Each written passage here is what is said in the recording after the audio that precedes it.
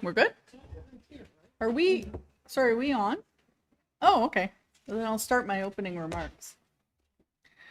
Good afternoon. In accordance with sections 45 and 53 of the Planning Act, this meeting of the Committee of Adjustment in the City of Toronto is called to order. My name's Marianne Casson, and I'll be chairing today's session. Panel members today are Mr. Marziari on my left, Ms. Klein on my right, Mr. Schwartz on my far right, and online we have Ms. Sankar. And our Deputy Secretary Treasurer today is Simon Lamb. We acknowledge the land we are meeting on is the traditional territory of many nations, including the Mississaugas of the Credit, the Anishinaabe, the Chippewa, the Haudenosaunee, and the Wendat peoples, and is now home to many diverse First Nations, Inuit, and Métis peoples. We also acknowledge that Toronto is covered by Treaty 13 with the Mississaugas of the Credit. Committee of Adjustment public hearings are conducted in a hybrid, in-person, and virtual format. Some applicants and participants will make their submissions in person, and others will participate virtually by electronic means through WebEx. The meetings are also streamed on the Toronto City Planning YouTube channel, and anyone wishing to view the hearing may watch on YouTube. For those participating virtually, when your item is called, you will be unmuted by the moderator. For both in-person and virtual participants, Committee of Adjustment staff will share presentations submitted in accordance with the written submission deadline. People attending today in person who want to receive a copy of the decision of the committee on an application must fill out a decision request card, and those participating virtually need to submit a written request for a decision by email. If you do not agree with the decision of the committee, you may be able to appeal the decision to the Toronto Local Appeal Body, or in some limited circumstances, to the Ontario Land Tribunal. However, the provincial government amended the Planning Act and generally removed rights of third parties to appeal Committee of Adjustment decisions. Only the applicant, the Minister of Municipal Affairs and Housing, specified persons and public bodies are permitted to appeal decisions of the committee.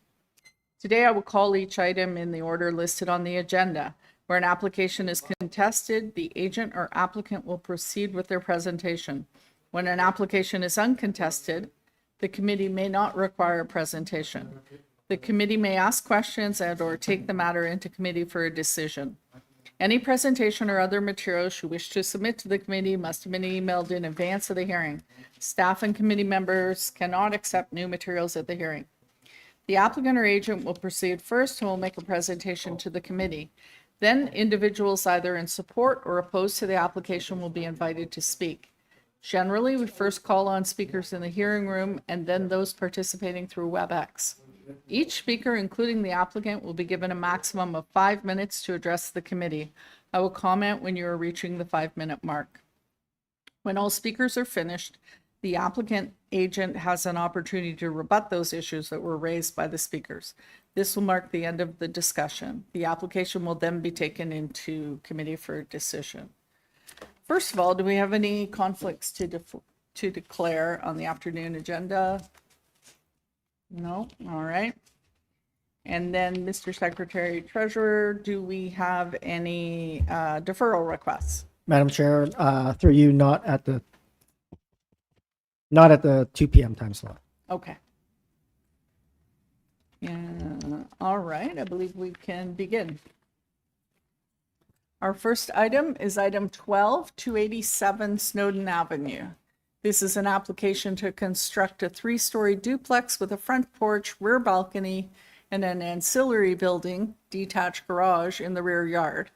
The variances are for Rear yard balcony setback to the west lot line, front porch and canopy encroachment into the front yard and west side yard.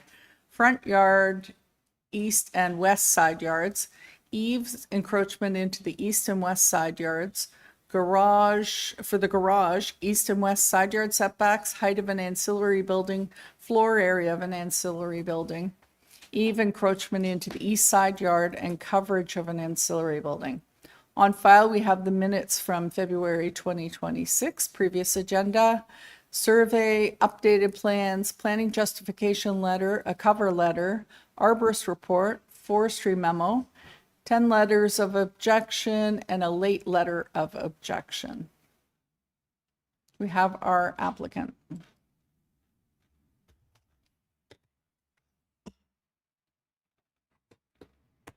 Online, I take it?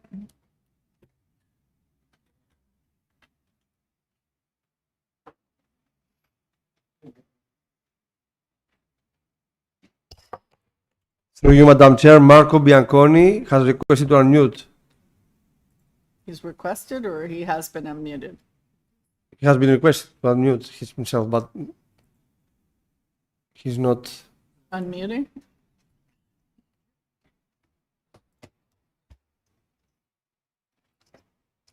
Marco Bianconi, if you can hear us, can you unmute yourself, please?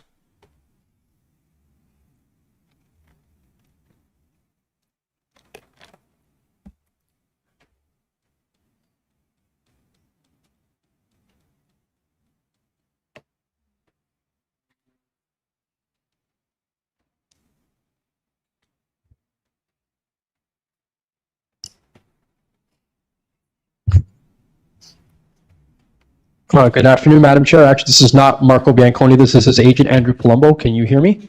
Yes. Okay, sorry for that. There's some confusion on that front. We That's can proceed, okay. I assume?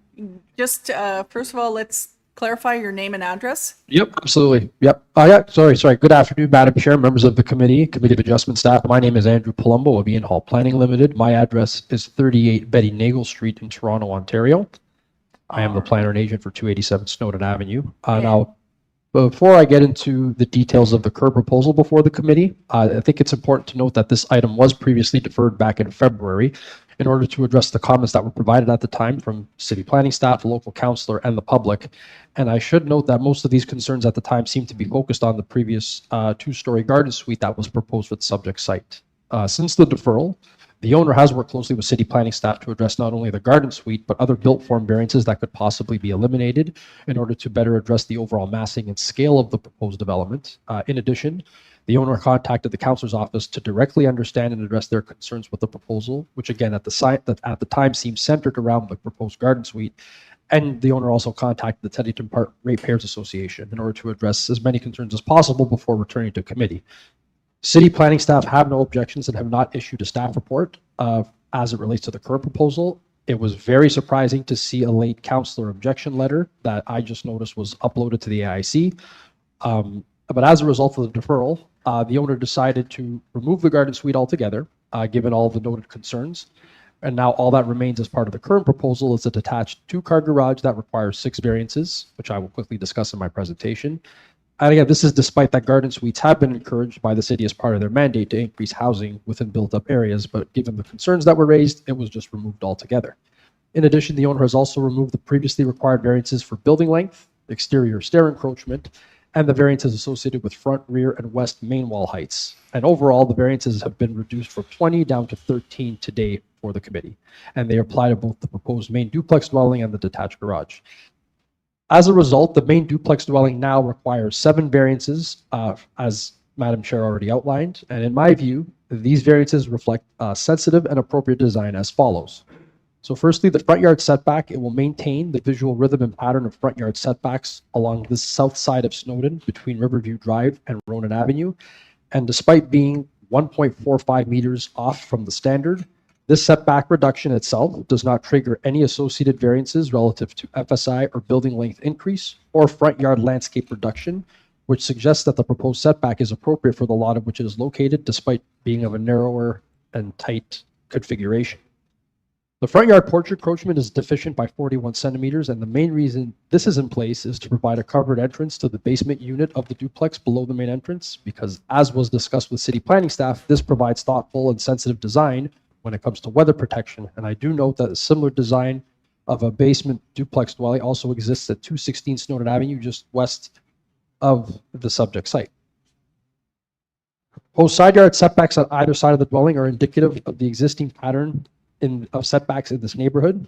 As page 7 of the planning justification letter submitted, I provide 21 examples of setbacks that have been approved at 0.6 meters or less, one of which is at 0.6, 283 Snowden, which is just 2 properties west of the subject site. In addition, for the west side yard setback, which is adjacent to the existing dwelling, to an existing dwelling, no windows are proposed along the entire west side of the dwelling in order to mitigate privacy and overlook concerns into the adjacent west property. And similarly, the proposed third floor balcony, which follows this setback requirement, it contains a full privacy screen from top to bottom on either side of the balcony to further mitigate privacy and overlook concerns. So otherwise, there are no major built form variances for FSI or lot coverage increase, building length or depth increase, building and main wall height increase, or landscape open space reduction, which in my view suggests that this is not an overdevelopment of the site, despite again being of a narrower tight configuration. It is an effective and efficient design given the variances that are requested. With respect to the detached garage, it is also my view that apart from the minor numeric deviations from the required standards, it is important to keep in mind that there is no adjacent neighbor or dwelling to the east, as this is a corner lot and faces Riverview Drive on the east, and thus the corresponding east side yard and eave setbacks definitely appear worse than they are on paper, but this is again given that there is no immediate adjacent neighbor directly to the east. Furthermore, despite the increase in FSI and coverage that's required for the garage, there are no corresponding variances for landscape open space reduction in this respect, which again suggests that there still remains an appropriate and sufficient rear yard area for amenity and stormwater management. As such, it is my opinion that the proposal meets the 4 tests for a minor variance under the Planning Act, represents good planning, and should be approved by this committee. Thank you for your time this afternoon, and happy to answer any further questions. Thank you. Questions of the applicant? Anyone? Mr. Marziari. Thank you, Madam Chair. I have 2 questions. My first question is in regard with the front yard setback. Can you please provide a planning rationale for that? Because I can see with the addition of the front portion stairs, the building is pushed forward a lot comparing to the immediate neighbor, to the... You know, that's a fair point, sir. I'm in the planning justification letter. You look at the actual built form context on this stretch. I mentioned it briefly in my presentation between Riverview Drive and Ronan Avenue to the west. You could see that because I guess this has the advantage of being an edge property. If you look at the edge towards this to the east and towards the west side of this block, I guess it would be figure 3, I believe, in my letter. Sorry, I see the staff are trying to scroll to it. But ultimately, given the edge context, it still follows the same pattern because at the edges, it appears that the built form is pushed a little closer to the street. It doesn't, and it's not mid-block, so it doesn't disrupt the current visual rhythm or flow of the streetscape in this respect. And as I mentioned, because it doesn't, this actual variance itself, it doesn't have any associated variances that are needed for the building length or for FSI or for landscape reduction in the front. And despite the numeric deviation, that suggests to me that it still maintains some level of being appropriate because it doesn't trigger other variances to go with it. And it's also, again, given that it is on a bit of a tighter lot. And again, understanding and with respect to the proposed front porch design, that was something that was specifically discussed with staff in order, again, to provide that covered entrance for the duplex unit at in the basement. Okay, thanks. I think being in a corner lot, it's actually a big impact when you push the building forward. Can you hear me now? Okay, so my second question is about the detached garage height. Why do you need that height? It's a 2-car garage. Why do you need 4.8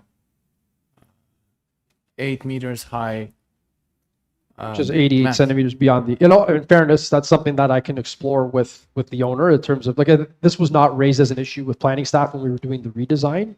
So we just left it as such, considering that that's just the height that was But it's proposed. becoming a big mass at the corner. So and also with the reduction in with the setbacks and also lot coverage and everything, it's becoming a huge mass at the back. So I just want to understand, why do you need that height, and why that's as a requirement from your client's perspective.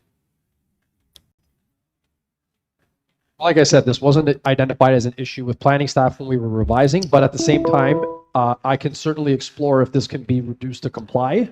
But at the time, like I said, at the time, it wasn't reduced.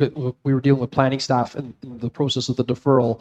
They initially had issues with the actual they first raised a concern with the actual width of the garage, but then we basically explained that, again, to facilitate a duplex, and the fact that there are 2 cars that are going to be needed for this property. This is the actual built form that you're seeing.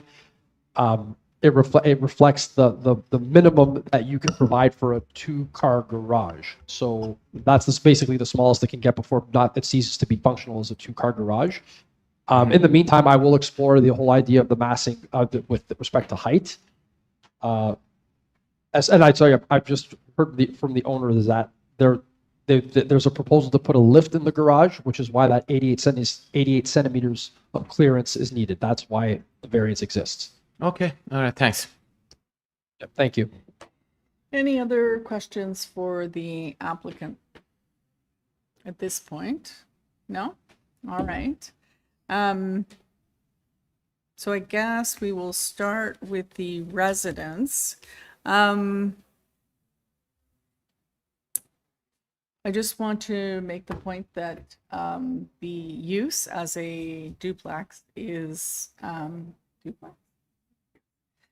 permitted. So we're not debating whether that's appropriate or not. I know in the previous application that was for the garden suite, and I think it was a multiplex, there were a lot of concerns about that actual use, but that is permitted by the city. So we are looking at the variances that are required to facilitate what's being proposed today. So please keep your comments to the variances. And I don't know who wants to start. Who is here in the audience? We'll start with you people first, and then we'll go to the online participants.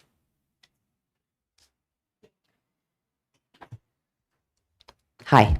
Hi. I'm from 285 Snowden, And your name? Tracy Pappin. Okay. I will refer multiple times to the multiplex, but I understand what you've said. Okay. Thank you. As I said, my name's Tracy Pappin, and I live at 285 Snowden. I'm the direct neighbor to the west of 287 Snowden. My late husband and I purchased our home in 2003, and over the last 23 years, we've invested significantly to create a space we could enjoy with our family, making substantial investments in landscaping and trees, including more recently to restore greenery, offsetting the loss caused by nearby developments.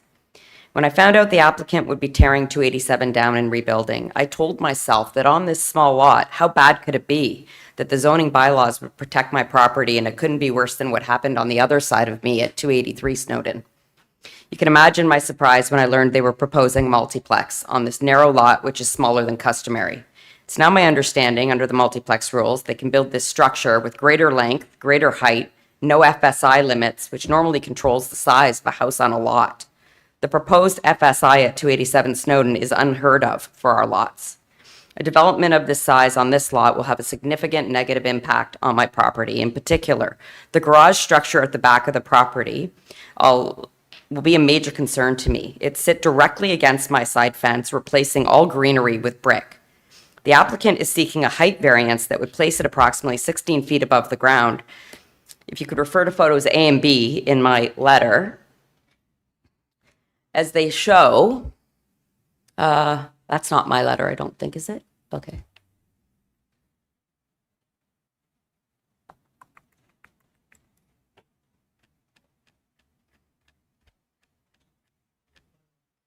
There it is.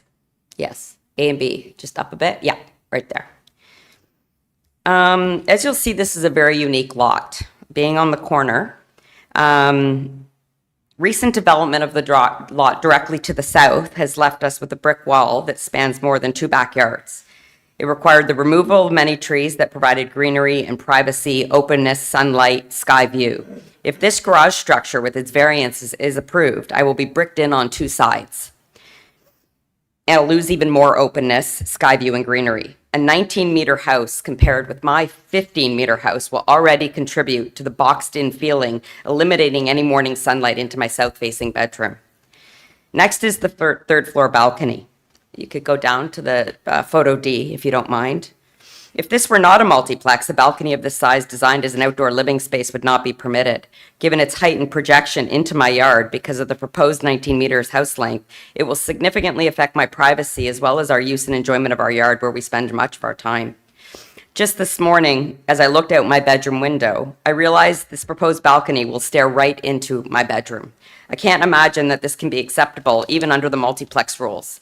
In addition, the proposed privacy screen provided by the applicant as a suggestion for relief would further reduce sunlight and openness and add to the boxed-in feeling. I ask that the variance requested related to this balcony be refused and, if possible, a solution to the overlook and privacy concerns. The requested front yard setback, which the applicant has just said that there will be no negative impacts to anybody. This variance concerns me because I have a bay window that faces the street. A front porch positioned in front of my house will look directly into that window and again intrude on my privacy. A neighboring property should not have a direct view into another homeowner's front window from its porch. And lastly, the west side setback. I have used the space between our houses for 23 years to service my dryer vent, address flooding issues, as well as drain my outdoor water line each season. Decreasing the space between our houses will make it difficult to continue this use of the space, especially when it comes to addressing basement flooding, which I experienced on this side of my house in December 2025. The eaves encroachment and overflow during heavy rains, which have become commonplace, will affect drainage, which is already a problem. In conclusion, this applicant has already been granted a larger home simply by applying under the multiplex rules. This development and all the negative impacts it brings to my property will cause a transfer of value from me to them. This does not make sense to me, and I can't imagine it fits with good planning. This applicant has flexibility to build a large home on a small, narrow lot under multiplex rules and is still asking for variances that place the house, third floor balcony, and oversized garage substantially closer to the surrounding properties. It is the cumulative impact of those additional variances on this exceptionally narrow lot that I ask the committee to consider. The applicant's planner refers in his letter many times to the variances are minor in nature. They are not minor when looked at cumulatively. In addition, he says, and I quote, "The variances do not create any undue adverse or new impacts on the streetscape or the adjacent neighbors, including with respect to shadowing, privacy, massing, scale, or overlook." This is an atrocious statement. I respectfully ask the committee to refuse this application, or at least the variances I've discussed today. With respect to the garage structure, specifically the height, the variance requested on the third floor balcony, and the front and west side setbacks. Thank you for your time and consideration. Thank you. Any questions for the resident? No? All right. Who wants to go next?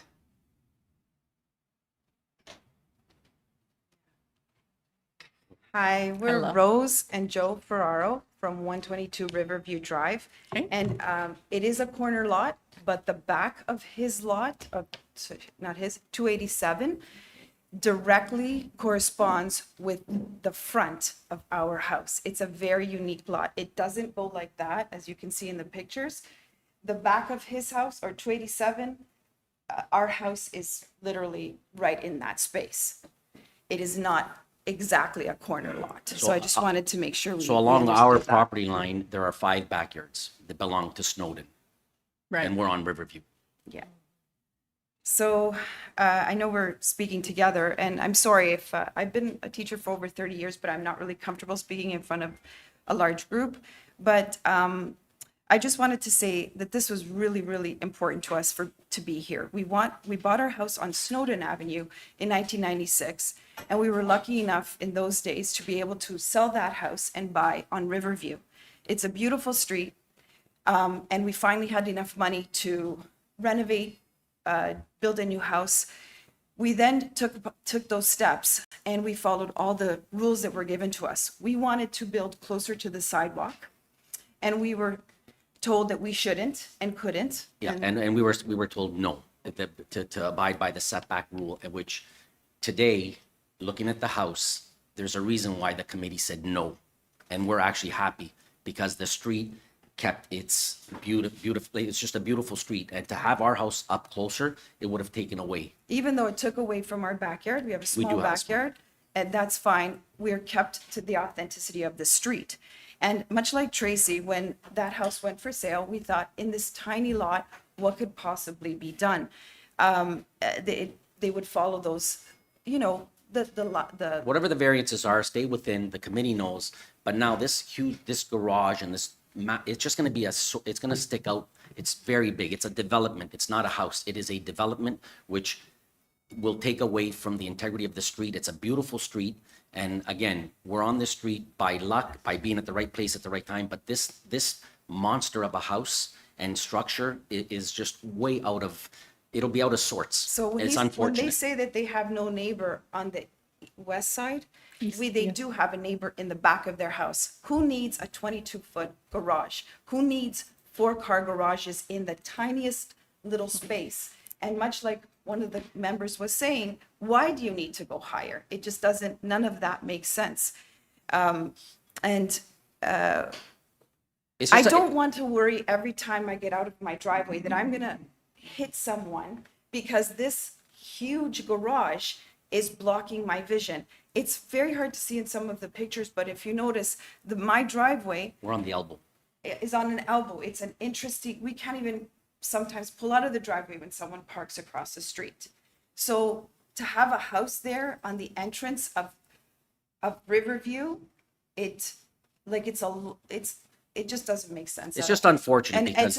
I know maybe I shouldn't say this, but it is a safety issue. Well, and on another note, there was a beautiful magnolias tree in one of the pictures at the back of their property. One Sunday evening, that tree's gone due to roots And in the how- drains, and and they're how- like, which I find that, anyway, the tree is gone. So So we're just worried that a lot of things will be happening that we're just not made aware of, including how do you park so many cars? Where do you find the parking for all these cars? And I know it's been changed from a multiplex to a duplex, but it's surprising that we don't, understand that, I mean, I don't understand how you can build such a huge garage on such a small lot and for us to be able to exit the driveway, as well as that garage faces my daughter's bedroom, and the whole front of our house will be basically covered by this garage. It's just, So again, on behalf of Rose and I, and we hope that this committee sees fit to say, build something that is appropriate. This is not appropriate for that it's a zone, very for the unique lot. corner. It's very unique. Very unique corner, and I'm sorry, I know you probably have so many houses that you look at, but I hope you can see the unique entrance into Riverview and how that corner would be affected by a huge home. Thank you. Thank you. Thank you. Any questions? All right. Please come forward.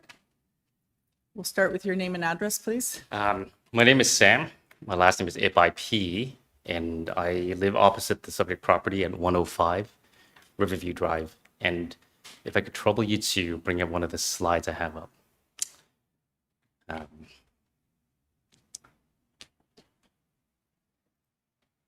You go a little bit higher up. I think you'd flip through it a little bit earlier.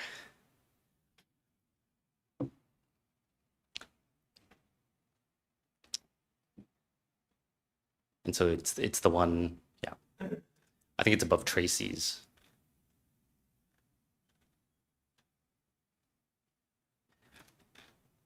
And I'll stop you when I get there.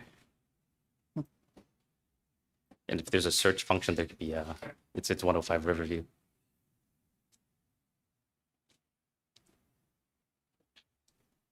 But that's perfect. If you go up one, that's perfect. Go up and just go up one more slide. And if the you go just photo. one more up. Okay, great. Thank you. Members of the committee, thank you. Thank you for your time. My name is Sam. I, along with my wife and 2 boys, live at 105 Riverview, directly opposite the subject property. Let's start by looking at this photograph. That is my home directly opposite of the subject property. It shows the character of Riverview. We scroll down to the next slide. Imagine you're just standing there and you look to the right. This is twice the size, half the lot. And if you look at the design, it's functionally has an entrance facing Riverview. Its basement stairs faces Riverview. The driveway faces Riverview. It looks like it's designed like a Riverview house. And in every practical sense it is, except for the municipal address. Yet Riverview, that's the street that's being asked to absorb its principal impact. And so we do need to consider and talk about the Riverview context, and that is what's missing in the applicant's justification. The reality is that corner lots affect not just one street, it affects two streets. Yet the applicant's justification draws on just Snowden, on houses hundreds and hundreds of meters away, houses you can't even see from Riverview. But what about houses that are just meters away? Houses like Joe and Rose, houses like Tracy's that are just next door. That's the immediate context. The question isn't whether a duplex or multiplex is appropriate somewhere on Snowden. The question is whether it's appropriate for this corner of Snowden and Riverview. Context has got to be part of the four-part test. And so we start looking at the law. You know, the three of us are neighbors, and the bylaw does require any garage to be 6 meters from Riverview. The applicant proposes only 15 centimeters. That virtually eliminates the entire setback. It's not a garage looking for a minor adjustment. The house would only be 63 centimeters from the property line, placing it closer than every other Riverview house. And if you look at that, that looks a whole lot like the Riverview house and certainly twice the size of ours. And so the question for the committee is, where is the justification for this that considers the Riverview context? Why should 6 meters become 15 centimeters? We looked at the applicant's justification letter, all of us did. And what does it say? It says, I quote, well, it's a constrained lot, and it says, and I quote, there is no neighbor to the east, only Riverview Drive. And I represent some of the neighbors here today. Riverview Drive to us is not nothing. We live here, and I can tell you it's a public street with an established streetscape. That space right in front of that house is the most popular corner where neighbors meet, they walk the dogs, our kids play hockey with the neighborhood kids, and that is the kind of space that would absorb some of the impact. The justification letter and the applicant does not explain why Riverview must absorb virtually the entire setback for the house and the garage, or how the results would benefit Riverview. It's a corner lot, 2 streets. In conclusion, our view is that designs can change. The context of this corner, not so easy to change. We're not opposed to development. I was here to support 126 Riverview Drive, and that was an example of how good development can be done. Parking here can be incorporated in different ways. There's many examples of that on Snowden. Many examples of that in our neighborhood. The house could be moved farther back from Riverview, as could the garage or parking. These are design choices. And where it sits uncomfortable with us and our neighbors is the applicant is asking the committee, and the committee is not required to approve extraordinary variances that design choices creates. And so we respectfully ask the committee to refuse the application. In the alternative, we'd ask that the approval be deferred until parking is reconsidered and the house moved a little bit farther back to respect the streetscape. The changes wouldn't prevent redevelopment, but they require development that respects this corner lot and considers not just half the context, but the full context of what's being proposed to be built. So, thank you. Thank you. Any questions? No? All right, thank you. Is there anyone else here? All right, welcome. Good afternoon, Madam Chair and members of the committee. My name's Scott Stevens. I reside at 46 Gulfdale Road. I'm here representing the Teddington Park Residents Association, and I'll draw to your attention to the fact that there are 13 letters of objection in the file, which Madam Chair you've mentioned, and a letter of objection from our councillor, Rachel Chernos-Lynn. I'll now go through my points in objection to the application. As you've heard already from adjacent residents, this is a very unusual location, a very unusual situation for any development of even a single-family dwelling, let alone a multiplex. This is the narrowest lot on all of Snowdon. It's 6.7 meters wide in an RD 9-meter zone. It's 25% narrower than the prevailing lots on the street. While this theoretically allows for a multiplex to be applied for in this location, it's not only a multiplex, it has 13 variances to accommodate one additional basement suite.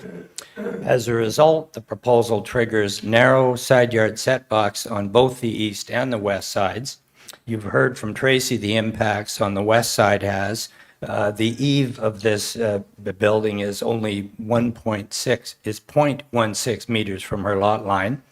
The large massing of the entire development will be highly visible from Riverview's parks and juts into the 6-meter setback along the rest of the street that will be seen from everybody from the east when they go by. The garage encroaches entirely into the 6-meter setback on Riverview. So for all these reasons, clearly this atypically narrow lot is inappropriate for this application. The second issue with it is that it's a corner lot. And it's not only a corner lot, but it is surrounded on 3 sides, to the north across Snowdon, to the east across Riverview, and to the south behind them by the 22.5 meter zoning, which is much lower in density. So it's surrounded on 3 sides by lower density zoning. The narrow east side setback does not leave room to replace tree cover that's going to be lost when the current building is cut down, is removed. And the arborist report shows that existing large Norwegian spruce on the lot will be injured due to the proximity of the foundations of the main building, and there's not enough room to replace it.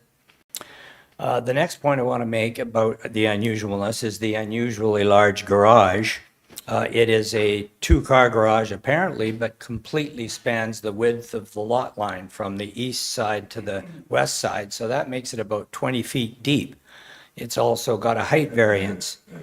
It has also got a variance which is the size of it. The area of it is 16.8% of the lot size, where 10% of the lot size is allowed for a garage. You've heard from the Ferreros that are behind the garage on 222 Riverview Drive.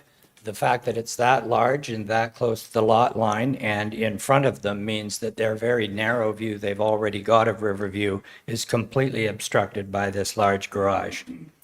The driveway of the garage is basically on Riverview Drive right away. So that means that any cars parked in the driveway our bumpers will literally be at the curbside.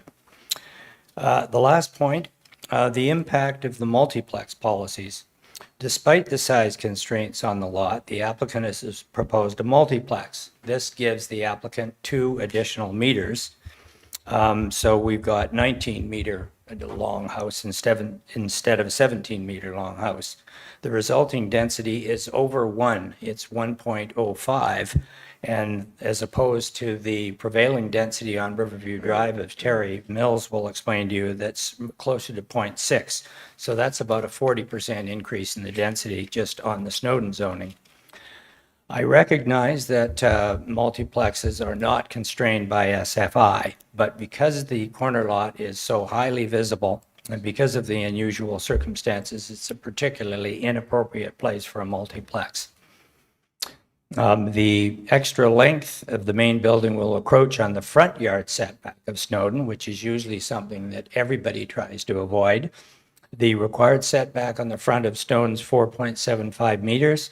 The proposed is allowing only 3.3 meters. I was going to have you pull up my graphics, but I'm running out of time, so I won't do that. But you will notice that if you take a look at the overview of the size of the lot, the size of the building encroaching into the front yard setback, it's considerably in front of Tracy's front porch. So based on all of these issues, my conclusion is that this lot is too small and 2 exposed to accommodate a multiplex with 13 variances, 7 for the house and 6 for the garage. There should be a parking pad, we think, instead of a garage.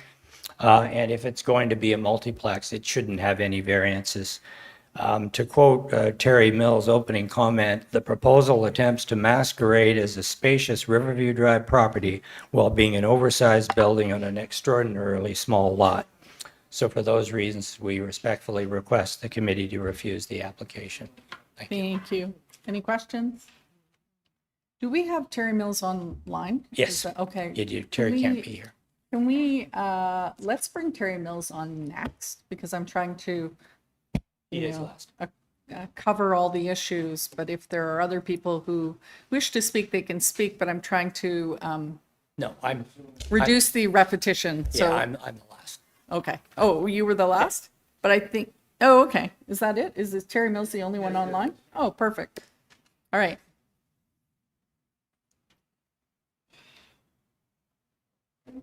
Hello, Okay, good. I've been unmuted. unmuted, yes. I'm sorry, I would have been there today too as well, but I'd had some knee surgery and mobility is a little bit tricky. Not a So problem. anyway, I'm glad to be available by virtual. And Wait a minute. Just- Can everybody hear you? Okay. Mr. Mills, can you speak up a bit? It's just a bit quiet. okay, I'm sorry about that. I'll try to do better. I'm never sure which microphone this comes in on. Okay, so in my letter it starts off and identify that I've been retained by TPRA and also the 3 adjacent neighbors that you've heard from already. And I do find it interesting that, you know, this property is granted the privileges of multiplex, you know, where you get the additional length and, you know, the fact that rather than being a detached, you know, single family home in an RD district, you can do a multiple unit property. And there are other dispensations. There are not dispensations in terms of setbacks. So they run with the actual RD zoning of the area. And the other thing I think is interesting, which we heard a bit already, was actually Riverview Drive is what I call a street park. There's not very much traffic on it. The neighborhood does not have parks. And so people use Riverview Drive. And if you go into the neighborhood, you'll see that, as you say, ball hockey, you name it, dog walking, bicycles, old people, young people, and so on. It does concern me that this property is only 6.71 meters wide. The street average for this block of Snowden is actually 8.52 frontage. And again, if we look at the FSIs, this property now works out at 1.05. The actual zoning for Snowden permits 0.35, and the average of the street, when you take all the houses along Snowden, and I have this data, works out to 0.47 is the actual average of houses in terms of density. And the figure of 0.6 that was mentioned really refers to when there's a replacement house down on the street. A lot of them are coming in at 0.6 at this point. Basically, in terms of the 4 tests, you know, I really look to, in this case, you know, the official plan to 4.1.5. And in that, where it says development does not fit appropriately, I say, I'm paraphrasing off of that, that we are not meeting the fact that there is supposed to be an appropriate fit of a property on a lot in the neighborhood. As was heard, this property is 25% narrower than the RD 9 meter requirement. And again, we're a corner lot, and it offends the 2 street setbacks. One of them is the setback from Snowden. And by the way, I disagree with the planner for the applicant who said, well, really, you know, there used to be there is a porch today on the front of the existing house. The main wall's further back. But, you know, when we remove the porch, then let's put the main wall at the front. and then have our porch extend from there. And to me, one thing, this is a tear down, so you don't get to replace or to keep, I should say, features from the house that's completely demolished. It's treated as a brownfield. It's a clean site. It's not a renovation or addition that's being done. And again, it should not be sticking out into the street. It's a very important thing, having a front yard setback. And again, on the side street, which is actually a main street, really, in terms of Riverview Drive, as we've heard from Sam and others, and that is certainly is not appropriate or desirable in terms of what that street's all about. Going through the variances, a couple of them don't worry me too much, like variance 6 and variance 7, 8, and 11 are really technical variances dealing with a very small amount, and again with 12. But the other variances, in my opinion, really are major, and they present adverse impacts. Just keeping an eye on the time here again. In terms of appropriate and desirable, it's an excessive scale on an extraordinarily small lot. The encroachments conflict with the streetscape alignments, as I've mentioned, and the side setback on the east side would diminish the Riverview Drive street park character, because it's also right on the bend of a street. When you look down the street, you'll see this property. And again, definitely the west side, we have adverse impacts on the neighbor to the west with overview of the rear yard. And I think she's described all that very well in light and view. And again, with this garage, height is unnecessary. I don't know how you justify it. And just in closing, in my opinion, the proposed development does not satisfy the 4 tests, and to approve this application would not represent good planning. Thank you very much. Thank you. Any questions? No? All right, thank you very much. So that's everybody now? Yes, let's have the applicant back to address the concerns that have been raised.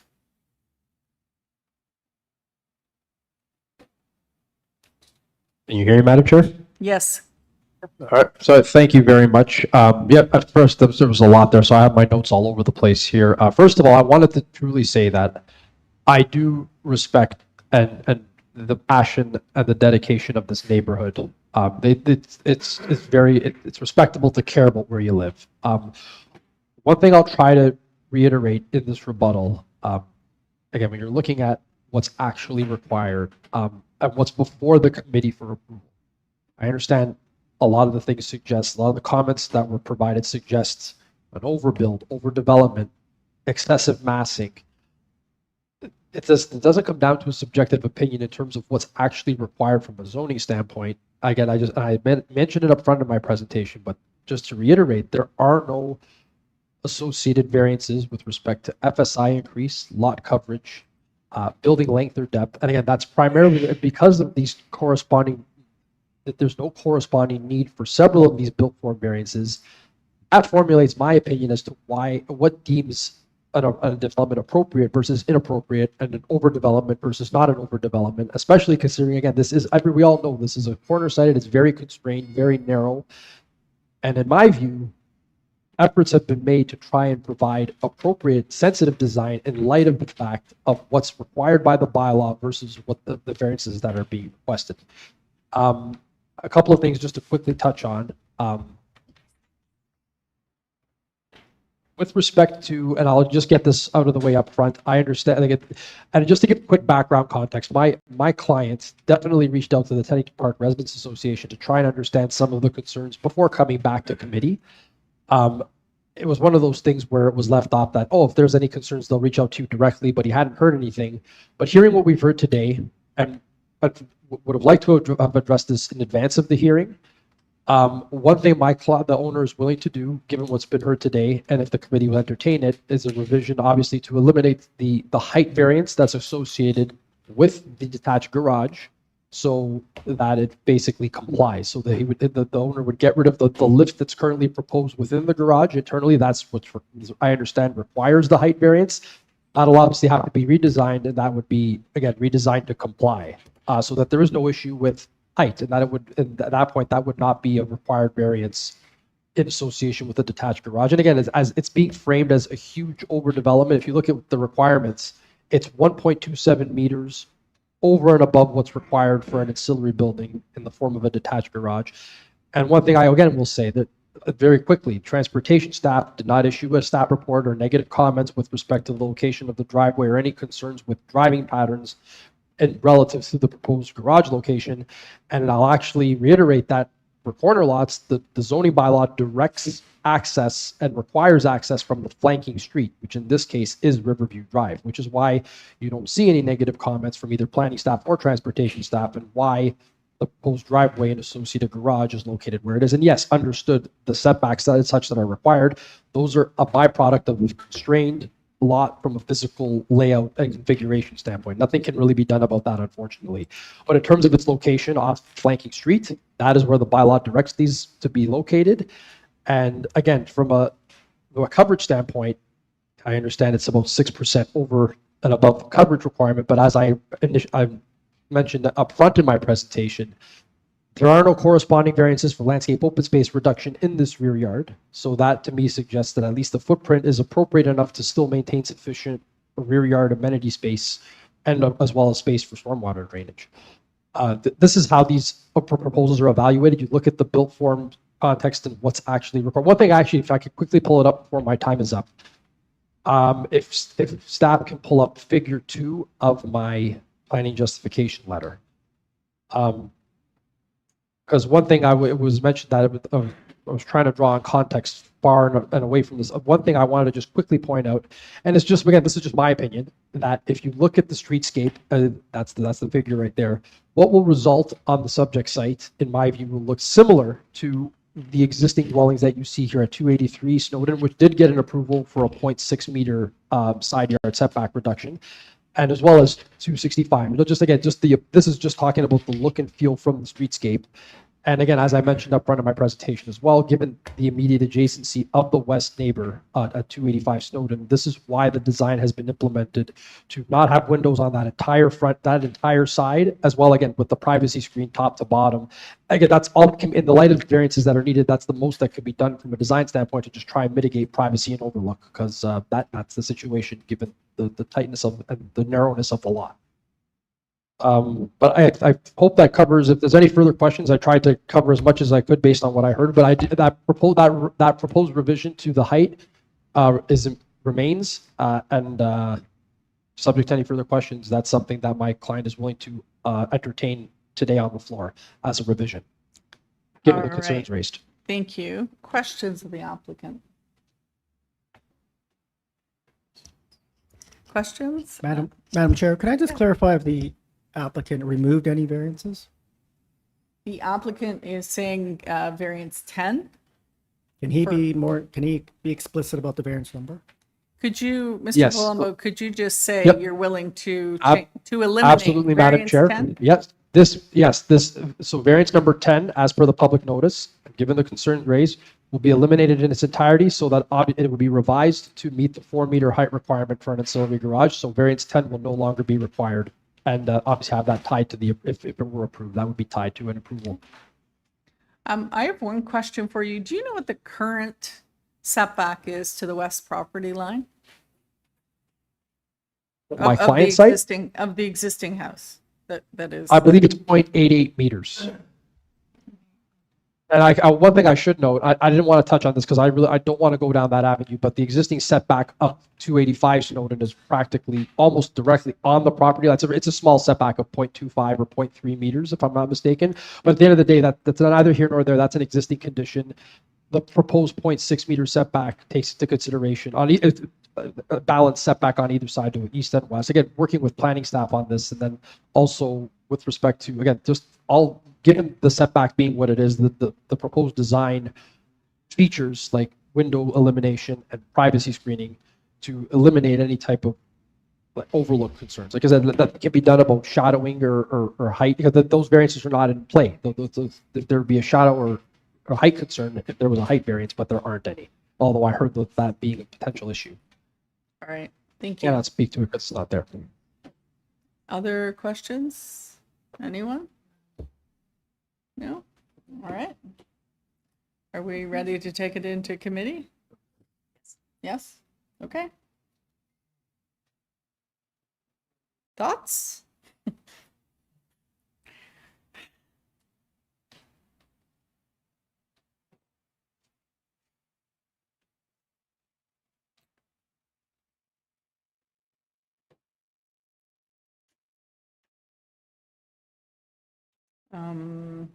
Ms. Sankar, let's start with you.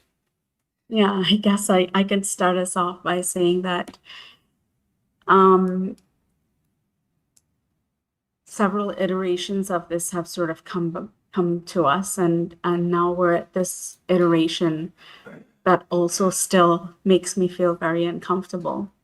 And it's uncomfortable because of I still can't figure out why specific variances are needed in the way that it is, that just impacts my understanding of, or consideration of what's minor and what's not.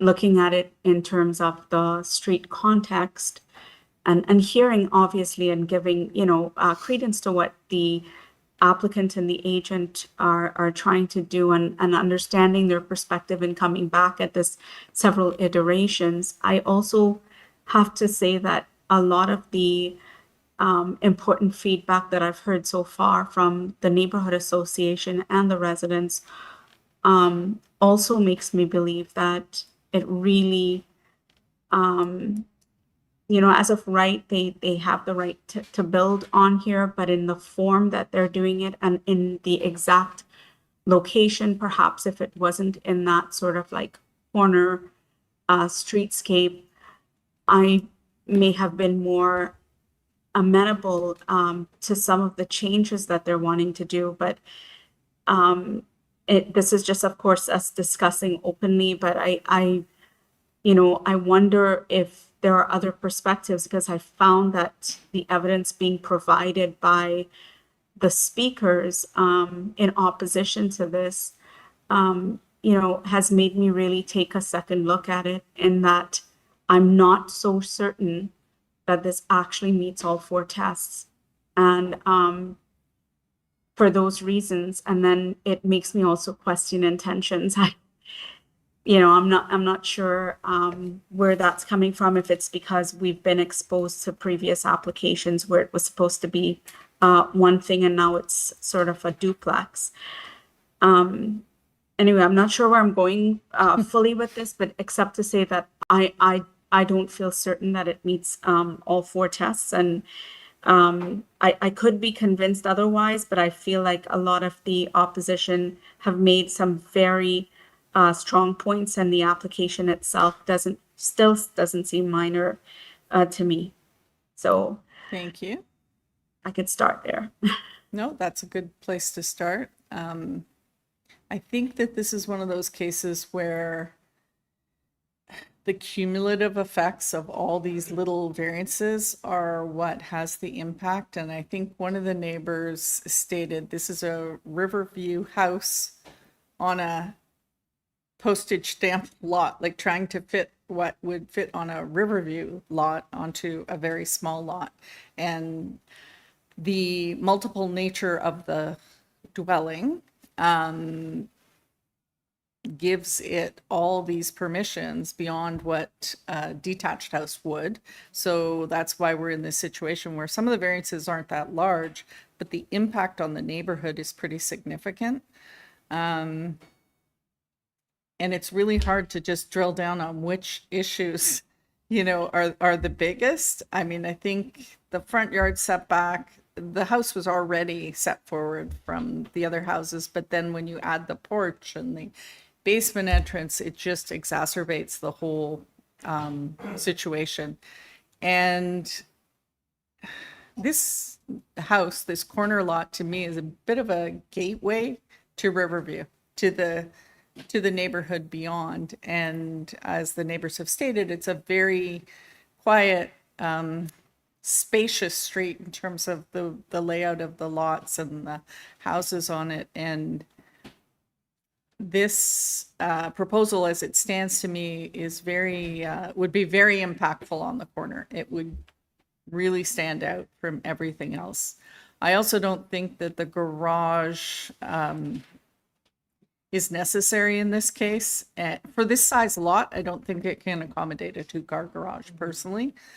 That's where it got me to wondering the intention, like, are you going to sort of seal off the garage later and make it into a bit of a suite? I mean, I'm not sure. I mean, I shouldn't say that, but it does raise some questions as well as to the intention for what you're going to do. Why do you need that extra height and space? You know, and I wouldn't have had those questions had it not been for previous applications coming through as well.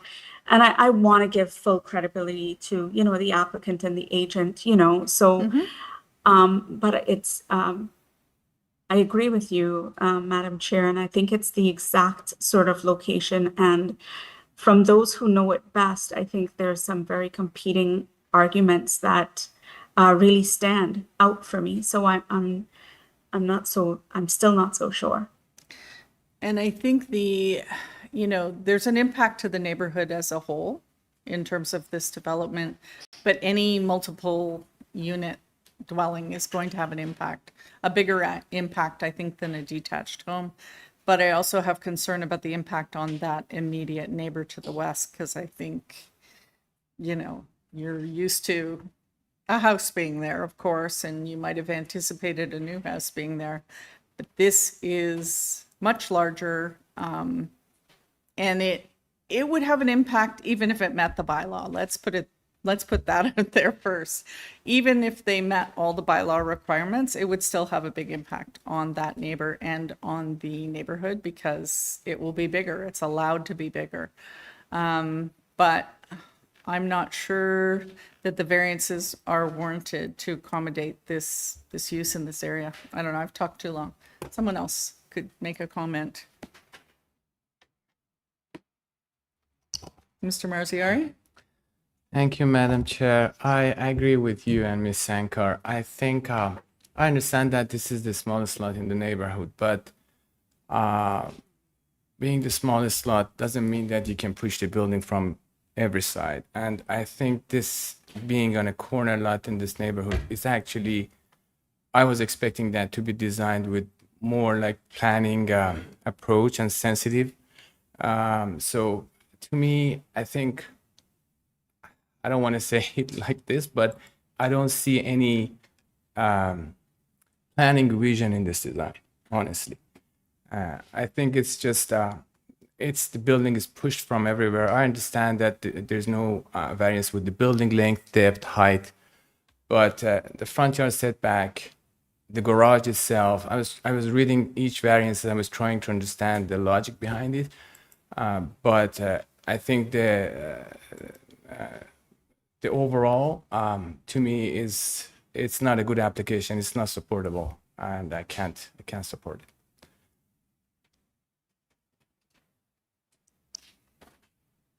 I was initially trying to go through each variance and say, could I live with this variance, similar to what Mr. Mills said.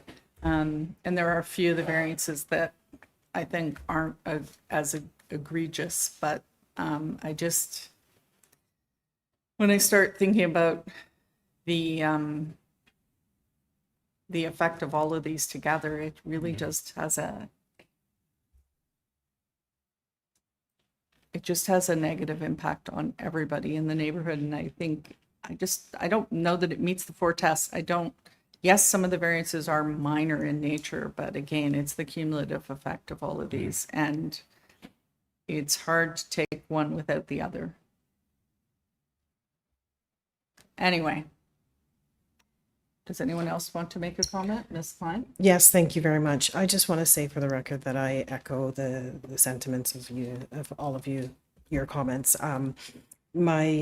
My thoughts and my notes that I wrote down were the overall impact on the neighbors, the size of the garage. What were we doing with that kind of size and massing of a garage? So with that, I don't think that I can support this application. Does someone want to take a stab at a motion? Oh, Ms. Sankar, sorry. Sure, I can do that, and it really is simple. And so the motion is, and it's piggybacking onto what I've already sort of said before, is that I don't know that this application is supportable, and I mean that in a really respectful way, knowing that the applicant and agent have sort of come back at this many times, and we don't take these things very lightly. So I want them to understand that. I think as of right, they could have absolutely built something bigger, better, done a duplex without having pushed specific boundaries and understood a little bit more about the exact location, the nature of that neighborhood, and could have built something a little bit more sensitively, I guess sensitive to everyone around, and may not have needed to come to the committee. And there's all kinds of ways to have done that. And so for this reason, I don't believe maybe it meets a couple of tests, but it certainly in my eyes doesn't meet all 4 tests. And for that reason, I put forward a motion to deny this application. Would someone like to second it? Ms. Klein, all in favor of the motion? That is unanimous. The application has been refused.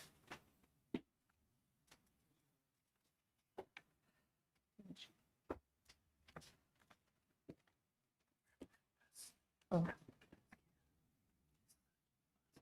Oh, gosh. Okay. Yeah, I mean, there's nobody here. Yeah, okay. All right.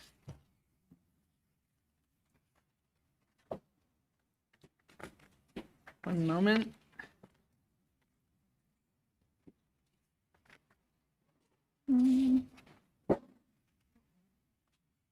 I lost it.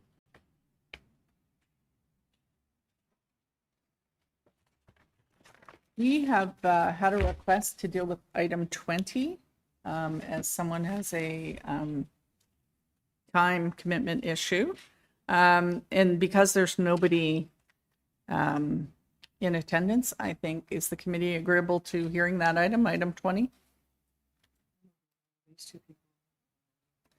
Yeah. But I think it would be quick.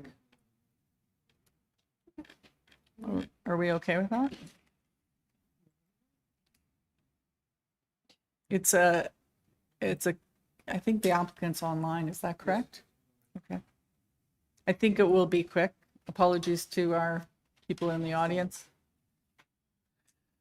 All right, item 20, 32 Banff Road. This is to construct an ancillary building, a cabana in the rear yard. The variances are for rear yard setback to an ancillary building, height of an ancillary structure, coverage of an ancillary building.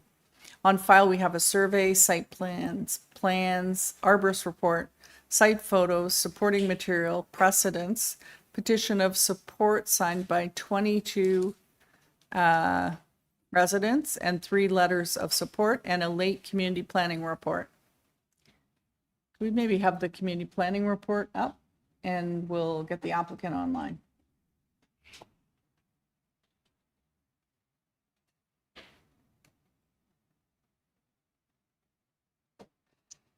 Hello. Hi. Hi, this is Duncan Patterson. I'm the architect and agent. And your address, Mr. Patterson? 293 Wallace Avenue. All right, thank you. You've seen the community planning report? Yes, absolutely. Oh, and you have no Yep. concern with it? Not at all. I think Okay, it's very great. reasonable. Okay, and just to clarify, planning is recommending the variance 2 regarding maximum height of the ancillary structure be developed in accordance with the proposed south elevation drawing attached to this report, and no openings to be located on the west side of the ancillary building. All right, we don't need a presentation. Does anyone have any questions for the applicant? No? All right, so we'll take it into committee. Okay, thank you.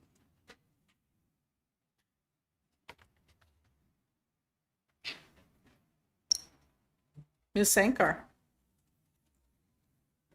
Okay, through you, Madam Chair, seeing that no one else had anything, I think, to say, I could put forward a motion. I do believe that this application is pretty self-explanatory.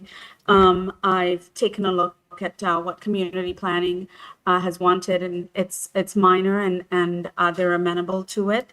And there's no other concerns that have been listed along with supporting letters. So with that in mind, I feel comfortable to say that it does meet the 4 tests, and I'll put forward a motion to approve this application. And I'll make it subject to what was required in the July 17th staff report, what was noted there, which is imposing that variance number 2 regarding the maximum height of the structure be developed in accordance with the proposed south elevation drawing, and no openings are to be located on the west side of the ancillary building. And I think that's it. That's my motion. All right, thank you. And Ms. Klein will second that. All in favor? That is carried. All right, back to 13.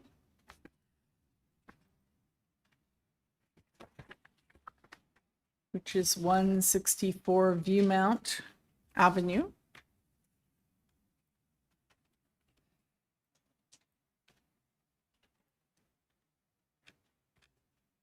This is an application to construct a new dwelling with an integral garage and a west side porch and balcony and a rear patio and balcony. The variances are for number of stories, height of front exterior main wall, height of main pedestrian entrance, building length, building depth, number of platforms on rear wall, front yard setback, height of a building, coverage, access to a parking space, porch encroachment into a side yard, front yard landscaping area, front yard landscaping, area of a balcony on the west side of building, area of rear deck balcony, and east side yard setback. On file, we have minutes from March 2026, survey, revised plans, July 15th, July 15th plans, original plans from June 16th, presentation, transportation services memo, urban forestry, and a late community planning report. All right, let's have the applicant. Hi, good afternoon, Mrs. Chair and members of the committee. Can you hear me? No, we can't hear. We can barely hear you. Is it better now? Yes. Hello, everyone. My name is Balak Gasani. I'm the architect and agent for this application. And your address? 363 Eglinton Avenue West in Toronto. Okay. And there's nobody here on this application, I don't believe. Sorry? Through you, Madam Chair, we have one speaker online. Is that the one that we had marked wrong? Not Terry Mills, is it? Oh, no. Sorry. No. There's nobody, right? Okay. Do we want a presentation or do we the same. Okay. questions? Looks like there are some revisions to the application. There are, yes. Yeah. Perhaps you could explain I assume you've been talking to planning staff. And let's start with changes to the application. Yes, I would like to begin by going through the amendment to our proposal. If the committee allows me, I would like to go through the changes to our list of minor variances and then have a short 5-minute presentation. Yeah, let's start with the variances. Yes, so we are improving 5 variances. Variance number 2, we are reducing our proposed main wall height from 9.6 meters to 8.81 meters. Okay. Variance number 3, we are reducing our proposed height of pedestrian entrance from 2.6 meters to 2.35 meters. 2.35, you said? Yes. Okay. Variance number 4, we're reducing our building length from 21.34 to 20.82 meters. Okay. 20.82? Correct.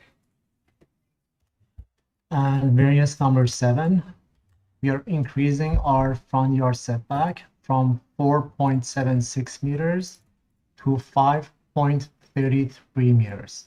Okay. And variance number 8, we are reducing our proposed height from 10.78 meters to 10.52 meters. 10.52. That's correct. Okay. And we are removing variance number 9, 11, and 12. Sorry, you're eliminating? Eliminating variance number 9, 11, and 12. 9, 11, and 12 are eliminated. And if you could try to speak a little louder, we're still having trouble hearing you. Yeah, I'm trying to speak closely as possible to the mic. Okay. All right, so let's have your presentation. Yes. I would like to begin by mentioning that we actually had to defer our application previously in order to find an opportunity to work with forestry in order to keep a city-owned tree on the west side of the property, and the changes that we had to make actually triggered additional variances. The planning department didn't have any concerns regarding our original variances or our new variances, except for the one variance for building height, which they actually asked us to make a reduction, and our changes actually resulted in further improvements to the list of variances. I would like to explain the entire project, and want to mention that we have several variances before you today. However, the stem of all of them, they are stem of 4 planning and site-specific considerations, which include preserving a city-owned tree, designing an accessible home for a senior couple, responding to natural topography of the site, and the site itself being a corner lot. And I'm going to explain them, each of them. So to protect the city-owned tree and its critical tree zone, we had to shift the house further towards the east side, which resulted the reduced east side yard setback of 1.2 meters. We also had to reduce the width of the house at the rear portion of the dwelling, and to recover some of the interior floor area that was lost, we extended the building slightly in length, resulting in the building length variance of 20.82 meters. Please note that our proposed 2-story dwelling measures only 18.66 meters in length, but we have a 1-story breakfast extension in the back that measures 1.92 meters, which together adds up to our building length of 20.82 meters. The second consideration to our proposal was the owners. We actually designed this home for a senior couple, and our primary goal was to design a home that is comfortably accessible. To achieve that, we intentionally minimized the number of stairs between the basement and the main floor. Now, under the zoning bylaw, we could have avoided the story-related variances by lowering the basement up by approximately 1.5 meters. However, that would significantly increase the number of stairs within the home, making it less functional and accessible for the owners. The deeper excavation also would result in added pressure on surface water management as well.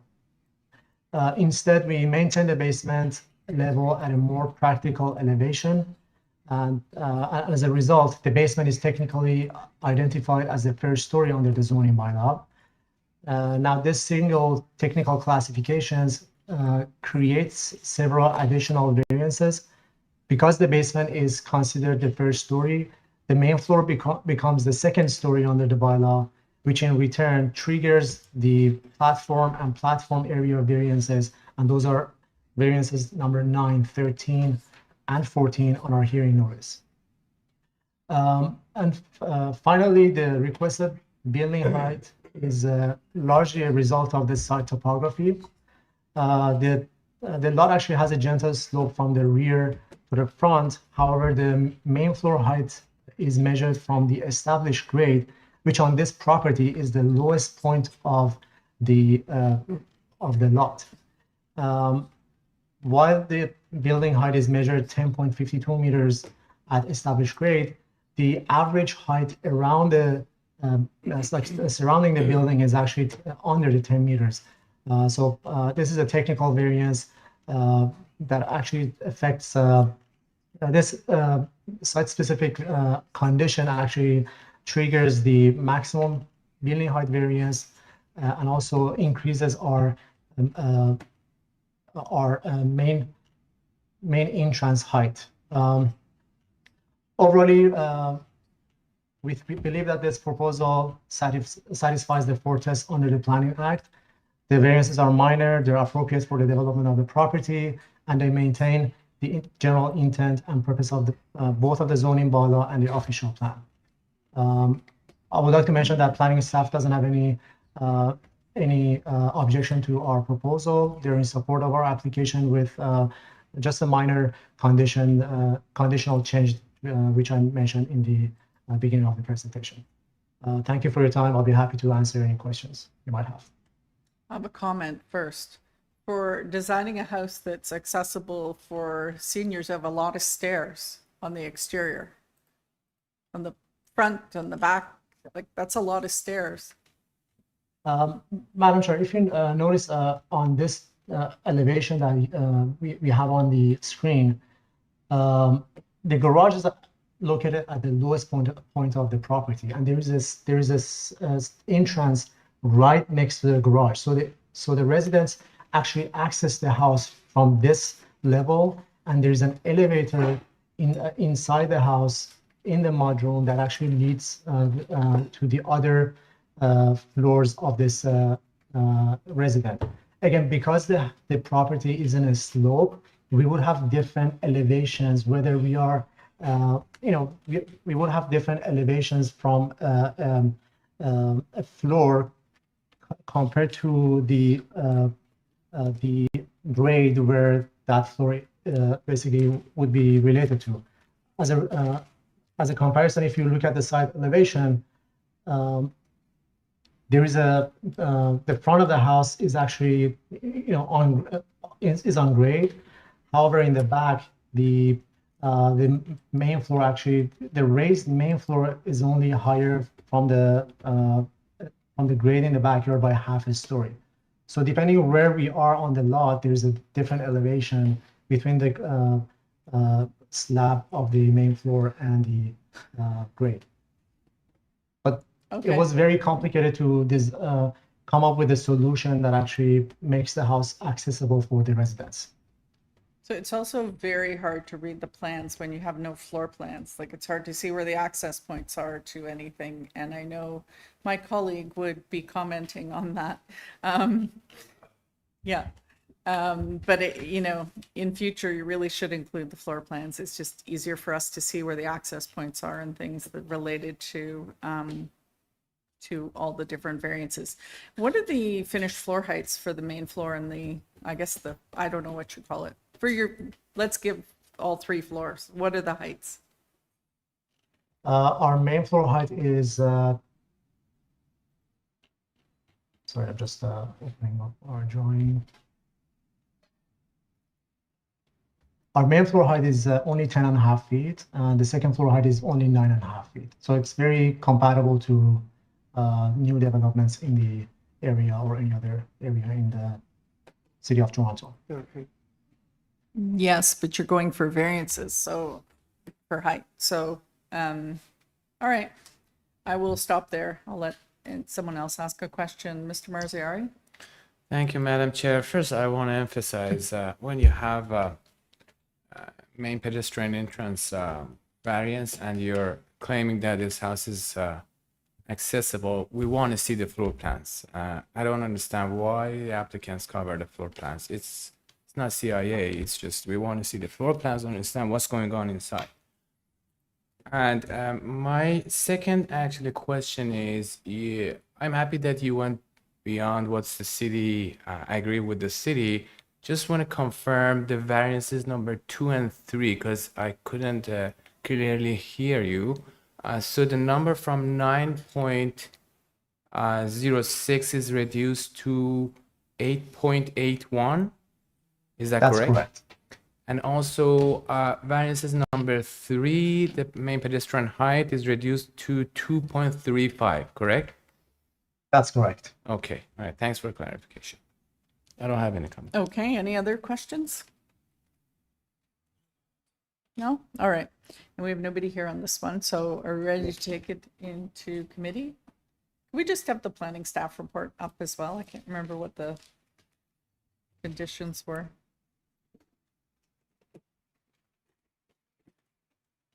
Just to help out whoever's making the motion. Thank you.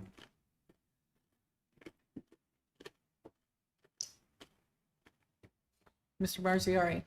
Thank you, Madam Chair. I think I understand this application completely. It's to me, it's a supportable application, and I'm happy that the applicant worked with the city staff and actually went beyond what's they asked for. They asked for, so I'm ready to forward a motion to approve the revised application. If not, my comments don't have any comments. Okay, so I forward a motion to approve this application as amended. So I'll try to go through the variances. Variance number 2 to be reduced to 8.81 meter. Variance number 3 to be reduced to 2.35. Variance 4 to be reduced to 20.82. Variance 7, which is the front yard setback to be increased to 5.33. Variance number 8. Which is the height to be reduced to 10.52, variance 9, 11, 12 to be removed, and also subject to the condition of, as noted on the planning staff report dated July 16th, the variance number 4, 5, 6 related to building length, depth, and front yard setback to be developed substantially in accordance with the site plan attached to the report. I think it was 4, 5, and 7. Oh, sorry, 4, 5, 7. Yeah. And also I can see urban forestry condition number 2. 1 and 2, actually, it looks like forestry. Let me read that again. That is correct. Condition 1 and 2. All right, thank you. Seconder, Ms. Klein. Oh, sorry, Mr. Swartz.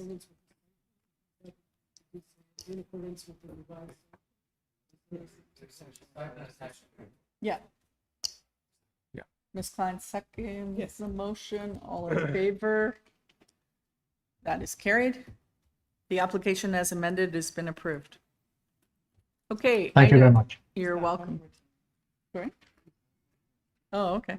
Item 14, 115 St. Leonard's Avenue. This is an application to construct a new 2-story dwelling with a rear deck. Variances are for building length, floor space index, front yard setback, east side yard setback, west side yard setback, rear deck projection from the rear wall. On file, we have a survey, plans, arborist report, transportation services memo, 2 letters of support, 4 letters of objection, and a late community planning report. Let's have our applicant. Yes. All right. You're back. Yes. Babak Ghassemi here again from Art With the Lab covered Studio. plans. What's that? I sure hope there's floor plans on your plans. I haven't opened them yet. Are you making any changes to these variances at all? No, ma'am. Okay. And the community, you've seen the community planning report because it was late. Yes, we did. And I They assume- didn't have any objection. They actually supported the application. They just asked the approval to be tied to the site plan Yep. and Okay. elevations attached to the application. All right. We do have a neighbor registered to speak. Is there anyone in the audience on this item? You are? Okay, we'll start with you. And then we'll go, you can come forward to the podium. Just make sure the microphone is on. Oh my God. And we'll start with your name and address, please. Good afternoon, Chair and members of the committee. My name is Jia Peng. You can call me Elsie. I'm the property owner at 111 St. Leonard's Avenue, just a direct west neighbor of 115 St. Leonard's. So my primary concern is the large mature tree located in the backyard immediately adjacent to our shared property fence. Because the tree is so close to our property, any damage to its root system or decline its health will directly affect our backyard, our enjoyment of our property, and the character of our neighborhood. It also provides an important privacy screen between our properties, offers shade during the summer months, and contributes to the beauty and value of both properties. If the tree is damaged or lost, those benefits can't be replaced for decades. This tree is not just part of the homeowner's landscape, it's an important part of the Toronto's urban forest. Mature trees provide shade, reduce heat during the summer, improve air quality, absorb stormwater, and provide habitat for birds and other wildlife. So these are the benefits that can't be simply replaced by planting a young tree. So my concern is based not only on this proposal, but also on what our neighborhood has experienced before. During the reconstruction of 109 St. Leonard's Avenue a few years ago, a large mature tree was damaged in the backyard and was ultimately removed. So that experience demonstrated how construction activities can have lasting impacts on mature trees, even when the tree protection measures are in place. Because of that experience, and because this mature tree is located immediately besides our shared fence, I'm concerned that excavation, foundation work, grading, or heavy construction equipment at 115 St. Leonard's could damage its root system. Root damage is often not immediately visible, but it can compromise the health of the tree and lead to its decline years after the construction has been completed. I respectfully ask the committee to ensure the protection of this mature tree is given to the highest priority. If the application is approved, I ask the committee please require a tree protection zone that fully protects the critical root zone. No excavation, grade charges, or storage of construction materials within the protection area. Continuous monitoring by an independent qualified arborist throughout construction with reports provided to the city, and strong enforcement measures if the approved tree protection requirements are not followed. So I respectfully ask the committee to learn from the experience at 109 St. Leonard's Avenue and ensure that every reasonable measure is taken to protect this valuable mature tree throughout the reconstruction process. Protecting this tree will not only preserve an important part of our neighborhoods, and it also protect the privacy, enjoyment, and quality of life of the neighboring residents who are directly affected. Thank you for your time and consideration. Thank you. So I realized that I did not give the applicant a chance to present his application. So perhaps he would like to take a minute before we hear from the other resident that we have online. Would you like to just do a brief presentation? And maybe you can address the tree while you're at it, the tree that was just referred to. Yes, Madam Chair, no problem. I'm just going to have a brief presentation about our proposal. We're seeking approval of 6 minor variances to permit the construction of a new detached dwelling. The proposed home has been carefully designed to respect the character of the neighborhood while responding to the site's unique dimensions. Throughout the design process, we focused on minimizing the impact on the adjacent properties while creating a functional family home. I would like to go over some of our variances. Variance number 1 that deals with building length. Our proposed building length is 20.22 meters, where 17 meters is permitted. I would like to point out that the main 2-story portion of the dwelling is only 19 meters in length. The remaining 1.22 meters consists of a single-story breakfast area projection, which brings the total building length to 20.22 meters. we have a variance for front yard setback and side yard setback. We actually moved and shifted the building location to the front of the property in order to reduce the impact of the added length to our adjacent neighbors. Also, the one other goal was that we have zero impact on the mature tree that actually our dear neighbor raised their concern. We actually moved the building forward into the front yard setback, so our building doesn't have any impact on the tree. If the committee panel can pull up our rear elevation, you can see that we have a raised patio in the backyard. However, that raised patio doesn't have any foundation. It's all supported by one post, which is a couple of posts that is in the tree protection zone of this tree. Because of the mature trees on the property, we actually started this application by contacting the forestry department.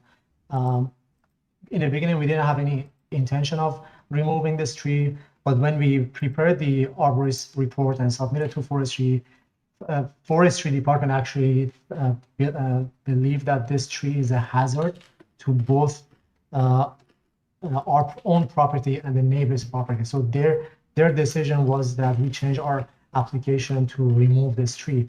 Again, not because of our dwelling. Our dwelling is the way that we designed the dwelling, and the rear deck is designed to not have any impact of this on this tree. However, the tree is not in a good shape, and if you had a chance to read the arborist report, you can see the previous owner actually used braces to actually support the leaning branches of this tree. Again, we were very careful with our proposal, and we were trying to be respectful of the character of the neighborhood and make sure our proposal doesn't have any impact to our neighbors, and it's suitable for the neighborhood which is located. I'll be happy to answer any questions you might have. All right. Does anybody have any questions before we go to the next resident? No. You do? Mr. Swartz. Just a question. So you're removing the tree. Just a question about grading and drainage on the rear and the bump out the deck. Are you taking any measures that mitigate against runoff and to the neighboring property?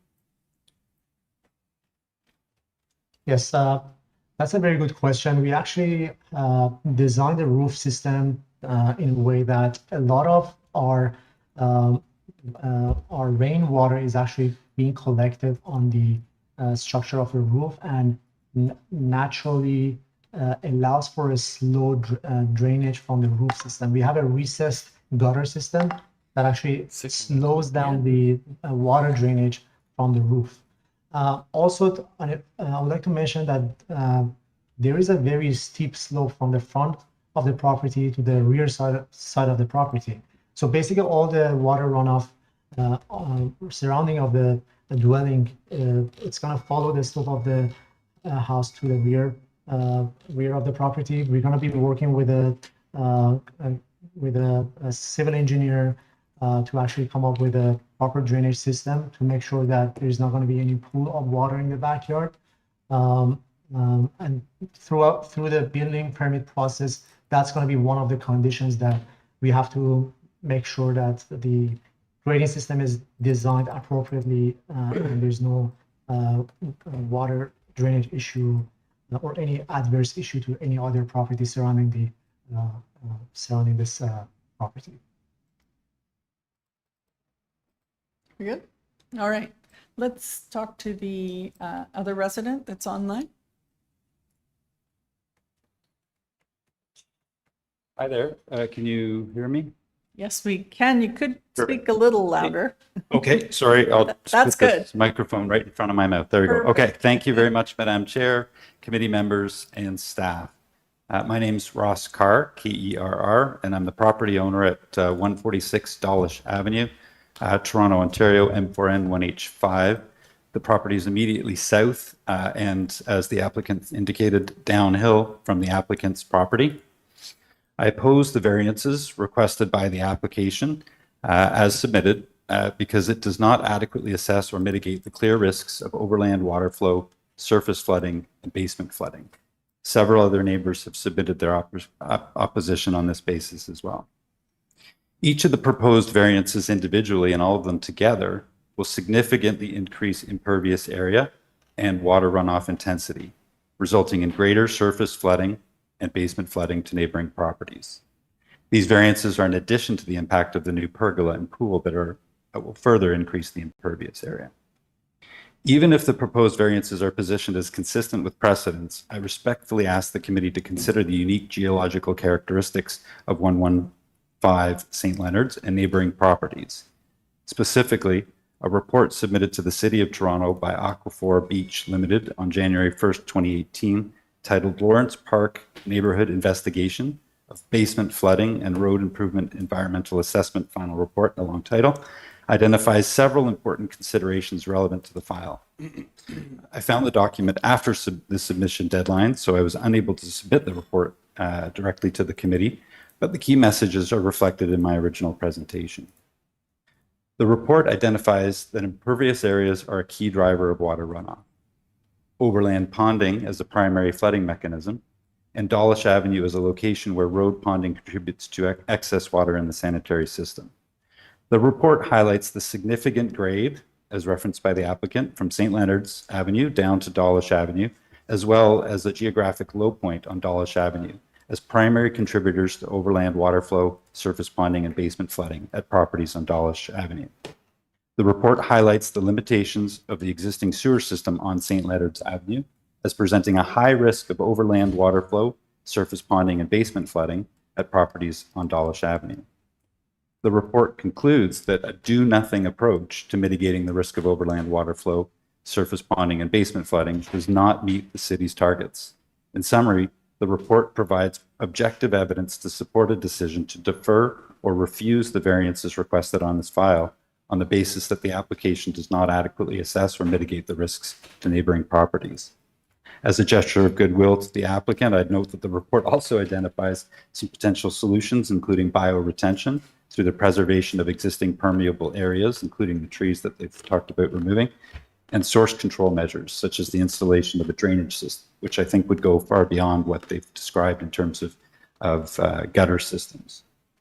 In my letter to the committee, I referenced our personal experience with overland water flow and surface ponding and basement flooding on our property coming down from 115 St. Leonard's.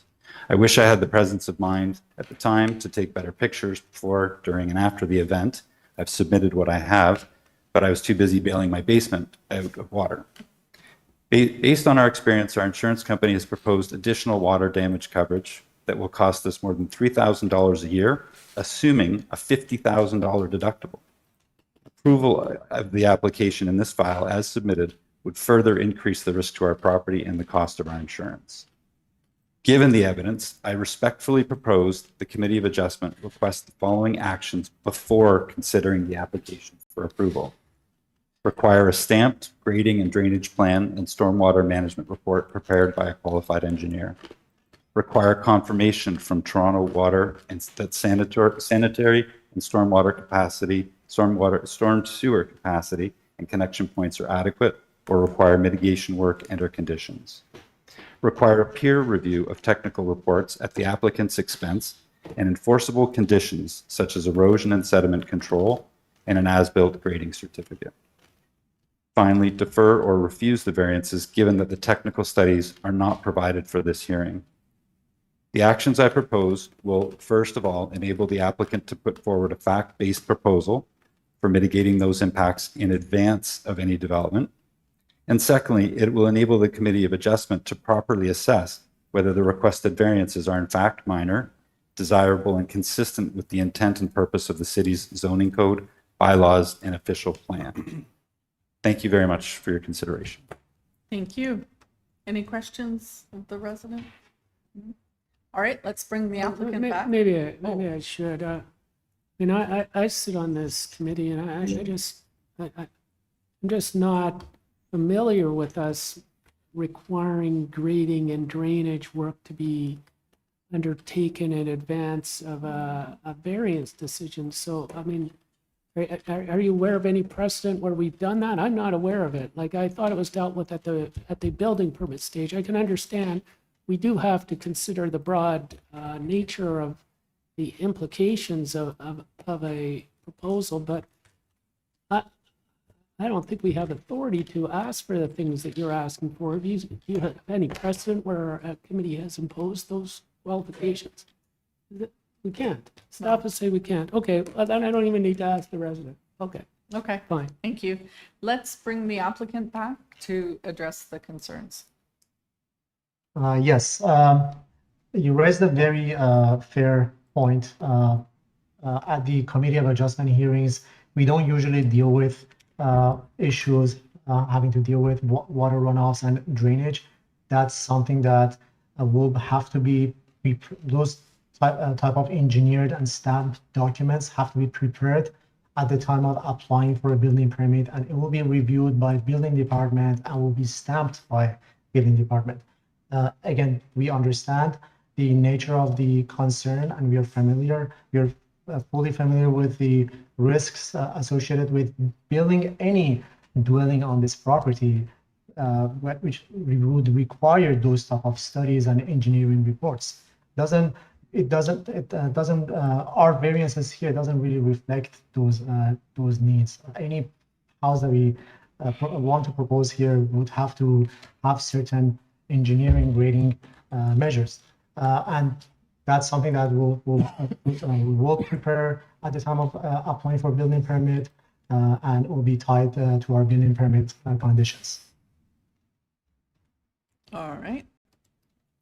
Any further questions? I just have one question about I'm not understanding the rear deck projection. Where on the plans am I seeing that rear deck? I'm having trouble seeing where it is. Is it the rear patio? It's the rear patio, yes. I thought the rear patio was at grade. No? No, it's not. There's a platform that goes down to the grade? If the committee panel can change the page to one of the side elevations.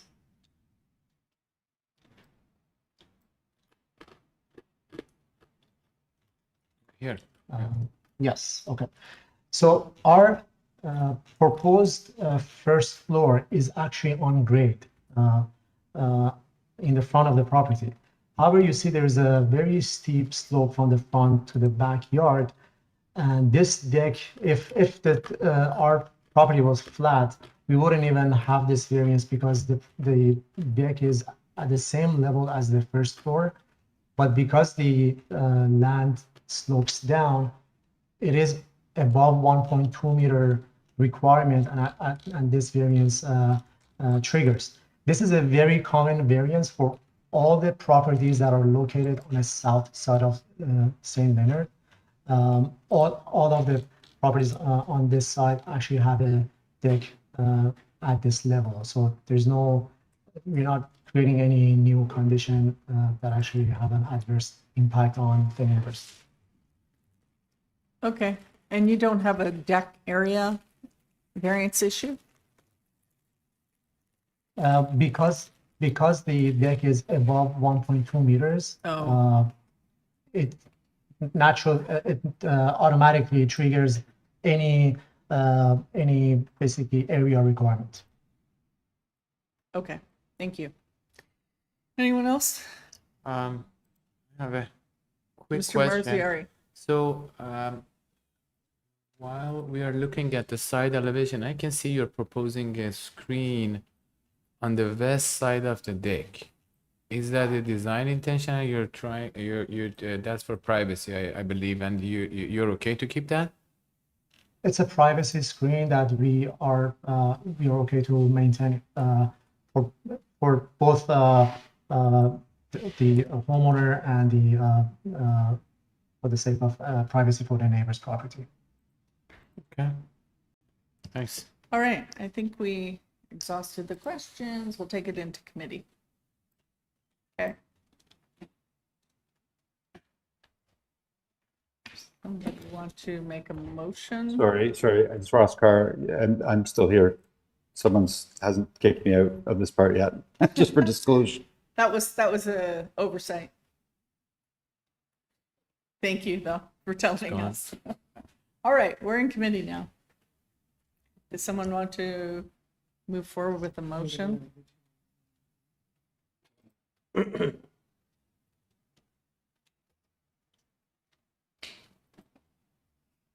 Yes.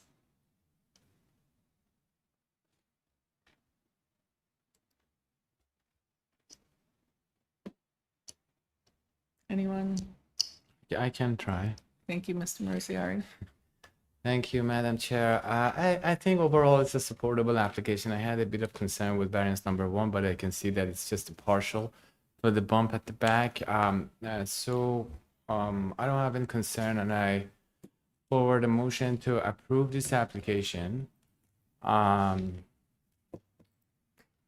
Subject to planning staff memo dated July 20th that the building wing shall be constructed as shown on site plan drawing dated June 17, 2026 and attached to the report. I also include the privacy screen on the west side of the deck. What is the usually height we use? 1.5. 1.5 from the finished deck. Yeah. And I don't see any other condition to add. No, So, I don't think so. and transportation, I think no comment. So that's my motion. Okay, thank you very much. Seconder, Ms. Sankar, all in favor? Okay, that has been approved. Thank you very much for your time. All right.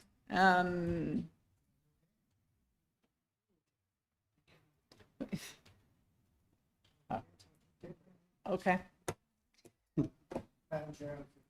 Quick break. Yes. I know. I was trying to. No, they'd like a break. Sorry, what were you gonna say? Right. I know, Sorry, are we on a break? yes, Okay, a quick break, okay, thank you. a 5-minute break. Not to prolong the agony.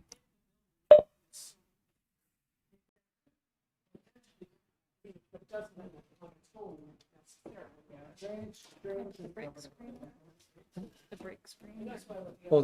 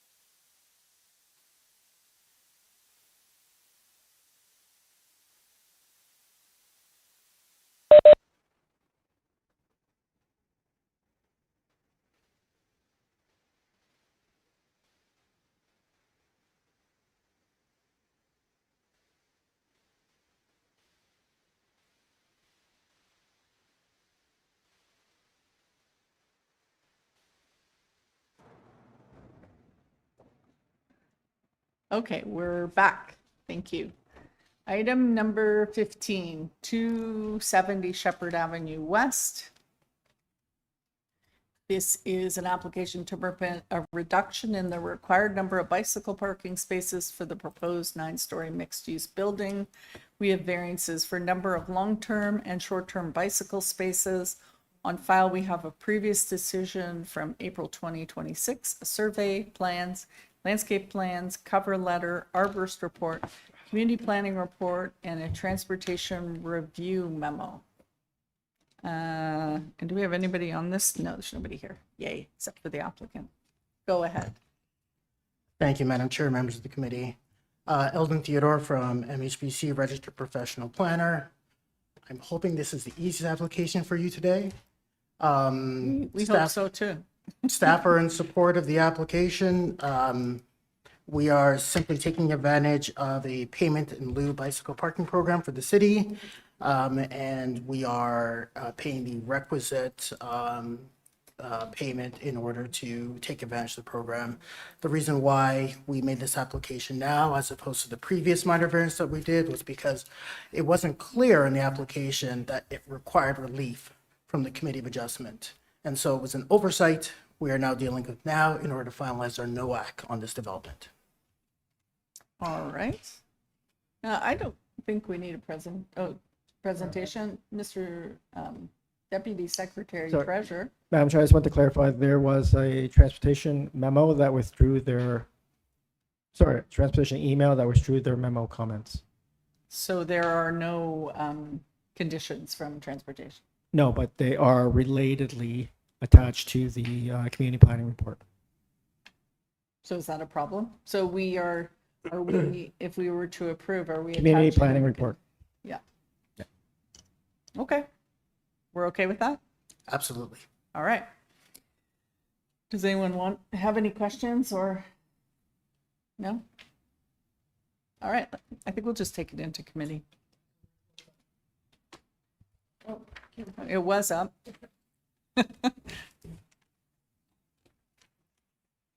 All right.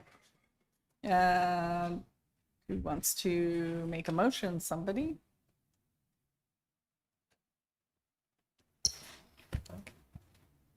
Ms. Sankar. Yeah, sure.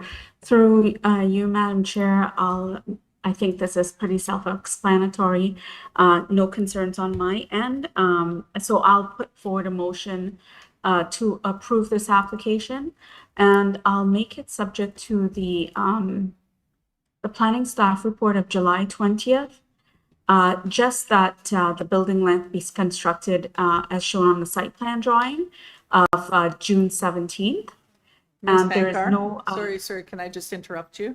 This Sure. is the one for bicycle parking. Item 15, Shepherd Avenue, Am 270 I Shepherd. looking at the wrong? I think you're looking at the wrong, No, it's just the wrong community planning report Oh, that okay. I'm looking at. okay, so this one's dated July 13th. I think staff have it up Okay. on the screen. Sorry, I pulled up the wrong one. That's So okay. it will be, let me just get to that to make sure. And so, yeah, so that's the July 13th staff report. I don't seem to have it in my folder, so do I need to say that out loud here? Or is okay? that okay? It is in the agenda. That's weird that you don't have. Okay, But subject to the conditions of the report. Yeah, if that's okay, Yeah, Madam Chair. if that's it's up on okay the with screen. you. It's up on the screen. There's two conditions. It relates to a cash contribution. So if Member Sankar is okay with that, then we will just attach that to your decision if you're okay with that. yes, Your I'm motion. okay with that. Thank you. All right. And that's my motion, Madam Chair. Thank second that. you. Mr. Marziari seconds that. All in favor? That is carried. The application's been approved. Okay, 16 is 277 Brighton Avenue. This is an application to legalize and maintain the existing rear deck The variances are for rear deck projection from rear wall of dwelling. On file, we have a previous decision from October 2013, survey, site plans, tree photos, and a community planning report. Let's get our applicant. 277. Yeah, hi, everyone. Can't hear you. You need to speak up. Oh, okay.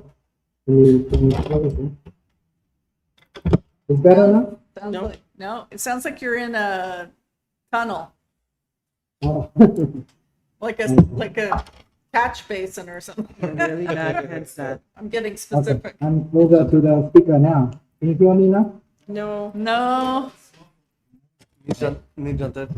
very muffled. Okay, okay. There's a truck outside right now, so I guess when they pass away, and then it will be better. Okay. It Hey, sounds like you're Andrew? very far away. Are you on a Very far phone away? or on a computer? Yes, yes, I'm on a phone call computer. Actually, it's very simple. The deck was built by the previous owner, and it's projected. Can't hear you. 2.62 Sir, can we, somehow we need to come up with a better solution here of how to hear you. Okay. It's his. Yeah. Yeah, it's him. I don't think it's here. Are you on a computer? I couldn't understand. Yes, yes. I am in front of a computer. Do you have a headset? Yes, yes. I can. Remove the headset and speak directly. Or would you like to call in? Or do you want to call him? Yeah, we can call him. Okay, you know what? We'll try calling you. Maybe that would be better. Oh, okay, okay.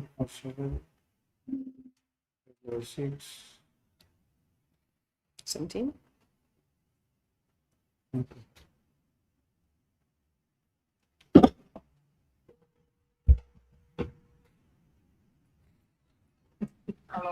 Okay, I will put you on speaker.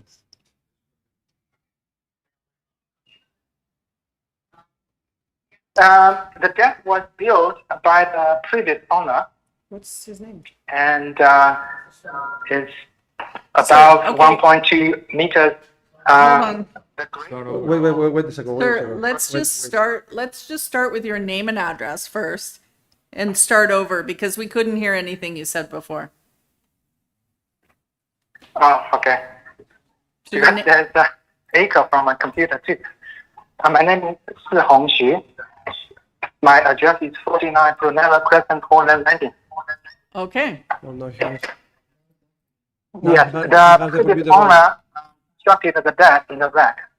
Can you, sorry to be obnoxious, but can you turn your microphone off your computer? Or the YouTube. Okay. Oh. Okay. Okay. All right. Okay. Let's start over again. Okay. The application. Okay. It's good now. Yep. Go ahead. Okay. The deck was built by the previous owner. So it's bigger than was approved originally. And the request, the owner want to retain, keep the existing deck. It's kind of relief for 2.5 meters to 3.62 meters. So, and which deck is Yeah, this? that's Because there's a few. variance. That's the only variance request. Oh, well, this is the big deck on the back. Correct? Hello? That the pictures are, that deck. I don't know. Can we put the pictures up of the deck? You can't hear me? Yeah, we lost you there for a minute. Oh, this is the first time we have such issues. I did this before. No kind of this kind of issues before. All right, I think, Does anyone have any questions? No, all right. I think we'll just take it into committee at this point. I think we understand what the application is for. Yes. Right. And you've seen the planning staff report? Why am I yelling? Yeah. And you're okay with it, the condition? That it only applies to the as-built condition? No, we usually do. All right, let's just go into committee. Okay. Who wants to tackle it? Mr. Marziari. Thank you, Madam Chair. I think this is a straightforward application. It's an existing situation, and I forward a motion to approve this application subject to a community planning condition that the variance in regard with the rear deck projection pertains to the as-built condition. Okay, thank you very much. And do we have a seconder? Ms. Klein? All in favor? That is carried.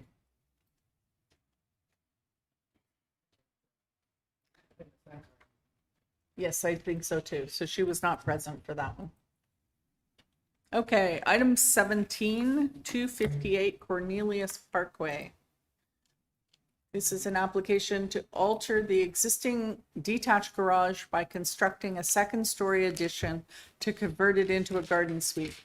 The variances are for south side yard setback, height of an ancillary structure in relation to setback to a dwelling, gross floor area of an ancillary building, and lot coverage.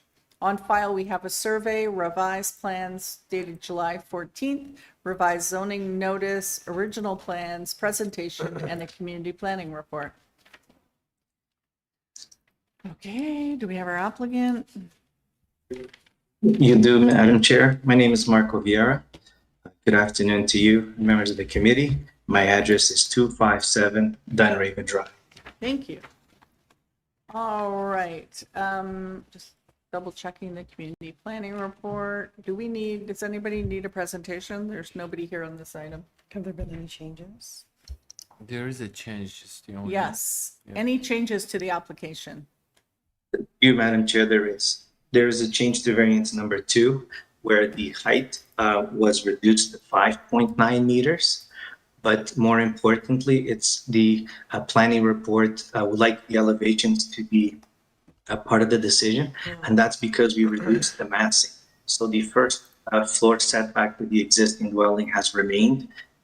Second floor portion of the garden suite has been put back away, main wall, creating more of a dormer look effect, almost like angular planes. Reduce the mass.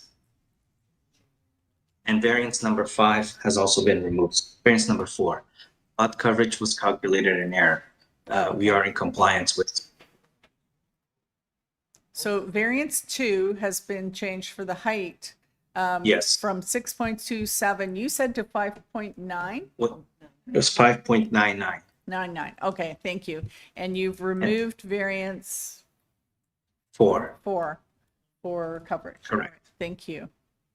Does anybody have any questions? I'm not sure we need a presentation. I don't think so. No. All right. Unless there's something specific you want to point out. We have the revised plans and we have the planning report. So I think we can just take it into committee. Certainly, Madam Chair. If you have any questions, All right. I'm Thank you. happy to answer. All right. I'll make a comment. Yes. With the fact that the applicant has modified the variance number 2 from 6.27 to 5.99, I find that this application is supportable. I feel like I'm losing my hearing today. I really feel like it's in my throat.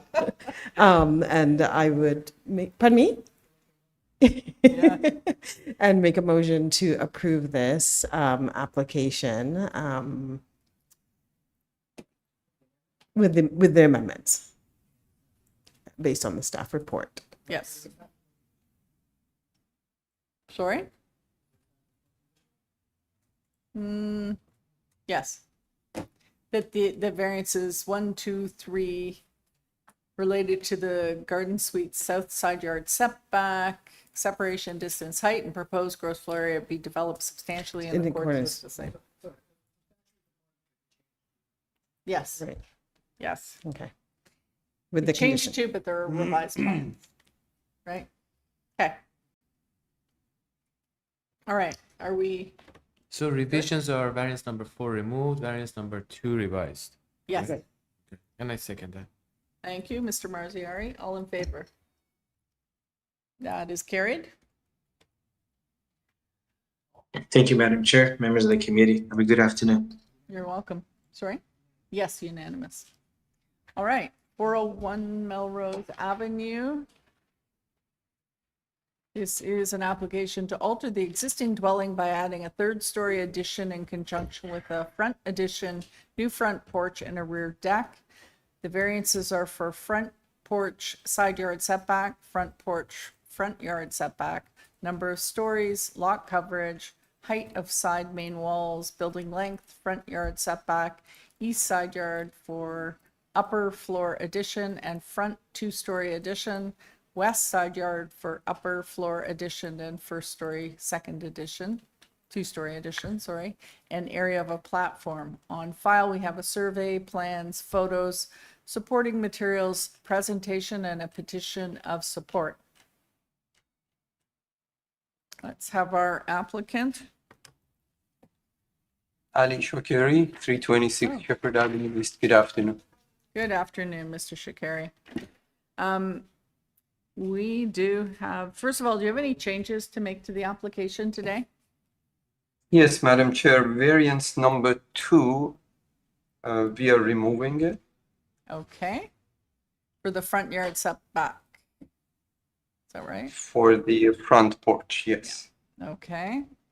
Anything And else? variance number 4, the proposed coverage is decreased to 31%. Okay. And variance number 6, the building length is reduced to 18.34. Okay. Thank you.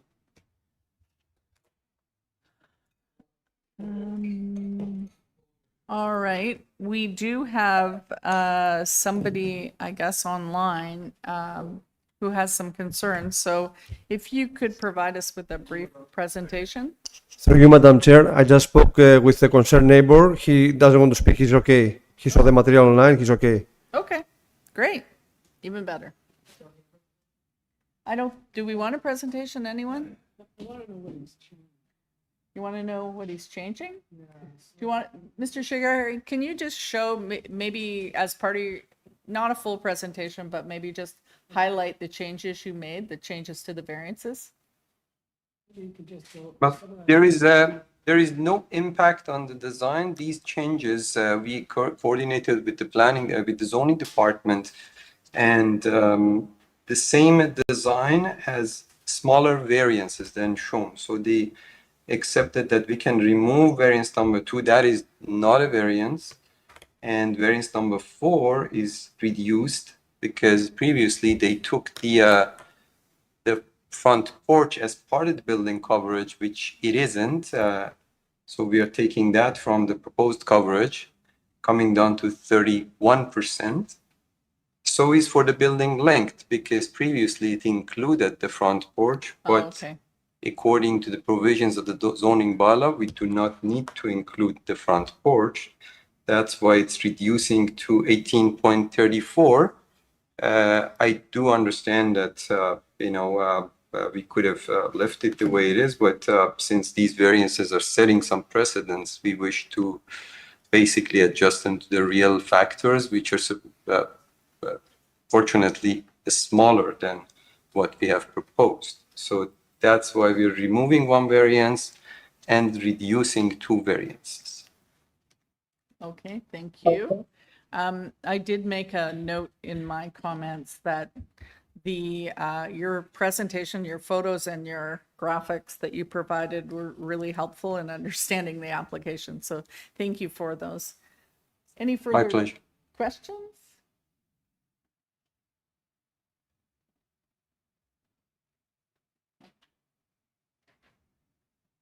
or are we ready to take it into committee? Mr. Swartz, you're good? All right, let's take it into committee.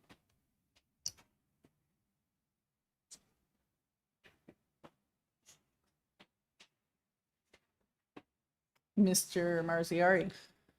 Thank you, Madam Chair. I think it's a straightforward application to me. It's supportable, and with the changes, it's actually more supportable now. So I forward a motion to approve this application as amended, variance number 2 to be removed, variance 4 to be reduced to 31%, and variance 6 to be reduced to 18.34.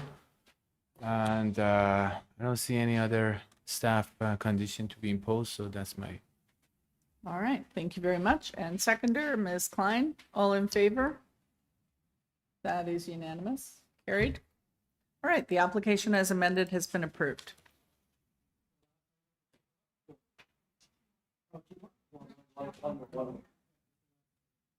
Yes, this is the last item for, right? For 2? Because we did 20, so we're on item 19. 62 Alexandra Wood. This is an application to alter the existing 2-story detached dwelling that's under construction by incorporating habitable attic space in the roof. The variance is for number of stories. On file, we have a survey, plans, previous decision from April 2025, cover letter, planning justification, applicant's photographs, and presentation material. Let's get our applicant. Looks like Mr. Pfeffer. Good afternoon. This is Jim Pfeffer, 95 St. Clair Avenue West. Good afternoon, Mr. Pfeffer. All right, do we want a presentation? Anyone? No, I just need a clarification Yep. by the applicant. My understanding is there's no change to the building envelope. It's just that the 3rd floor that was attic space is now being used as a habitable space. Is that correct? Yeah, that is correct. The roof profile is exactly the same. Because it is a 3rd floor attic, there are 2 side dormers being added. So the front elevation is entirely unchanged. And there's 2 dormers being added to the side of the house, one of which is an egress dormer. Hmm. And I can show you those in the presentation material if you're interested. Do you want to see them? I don't. No? Unless my colleagues. Oh, yes, somebody wants to see them. Let's just go to the presentation material, and if we could look at yeah, go ahead. Yeah, so very briefly, this is actually exactly the same as the front elevation rendering that we showed to the committee when this was approved at committee a little bit over a year ago, I think. So those were dummy dormers at the time, but the owners got a large family. They've decided to incorporate a little bit of attic space. So those will all become real rather than dummy dormers, but the roof profile is entirely unchanged. If you go to the next page, you'll just see that the attic is largely remaining attic. We've just got the addition of those 2 bedrooms in the front with a little bit of a sitting area in between, and then just something that snakes around to access the stair.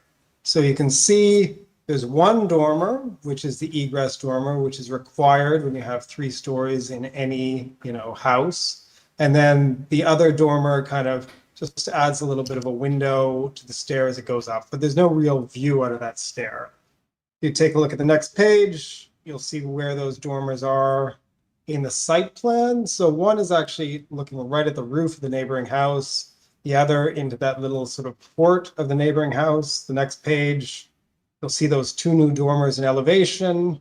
And I think this is kind of the last relevant thing. If you go to just 1 page further, you'll see the yard that those 2 dormers are looking out into. So the frontmost dormer looks into the roof of that single-story structure. The second dormer, which is really just kind of a window into the stairs, so it's not really a point of view for a lot of overlook or looking out anyway, but it looks into what's not really a kind of a recreational space.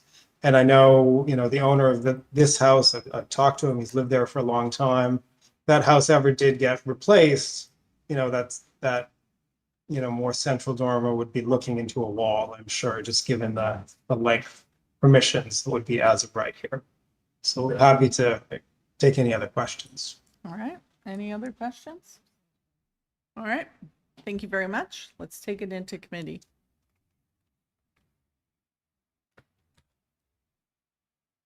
Ms. Klein? I'll make a comment. I think this is a pretty straightforward application, just adding one more variance to add some more space to the attic. I don't have anything that's bothering me that would prevent me from approving it. Okay.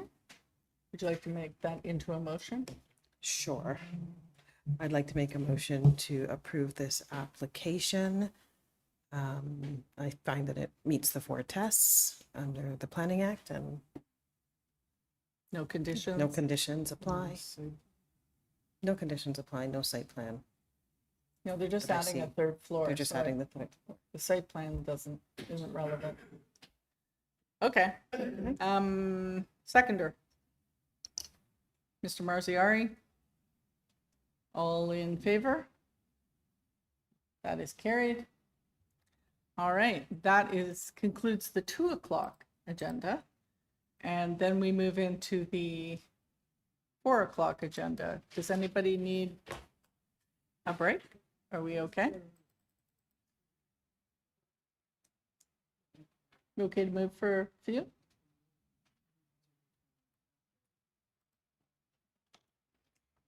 Let's move it. Yes? Do you need a break? 5 minute? Okay, we'll take a 5-minute break. That's okay. Then it's only, how many? 5? 6.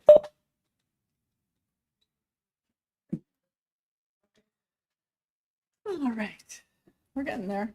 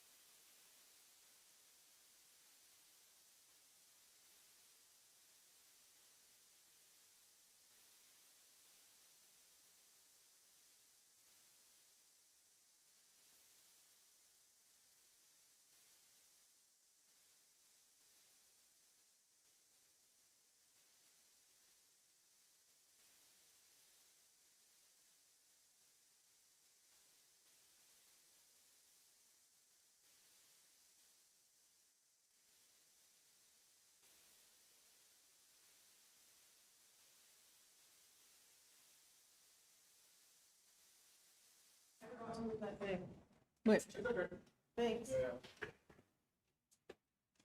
All right. We are back for the 4 o'clock portion of the agenda, but we first have a deferral. Oh, camera, sorry. Try that again. We are for the 4 o'clock part of the agenda. We're going to start with a deferral of item 22, 369 Millwood Road. So let's have our applicant. Or I'm having mouse issues.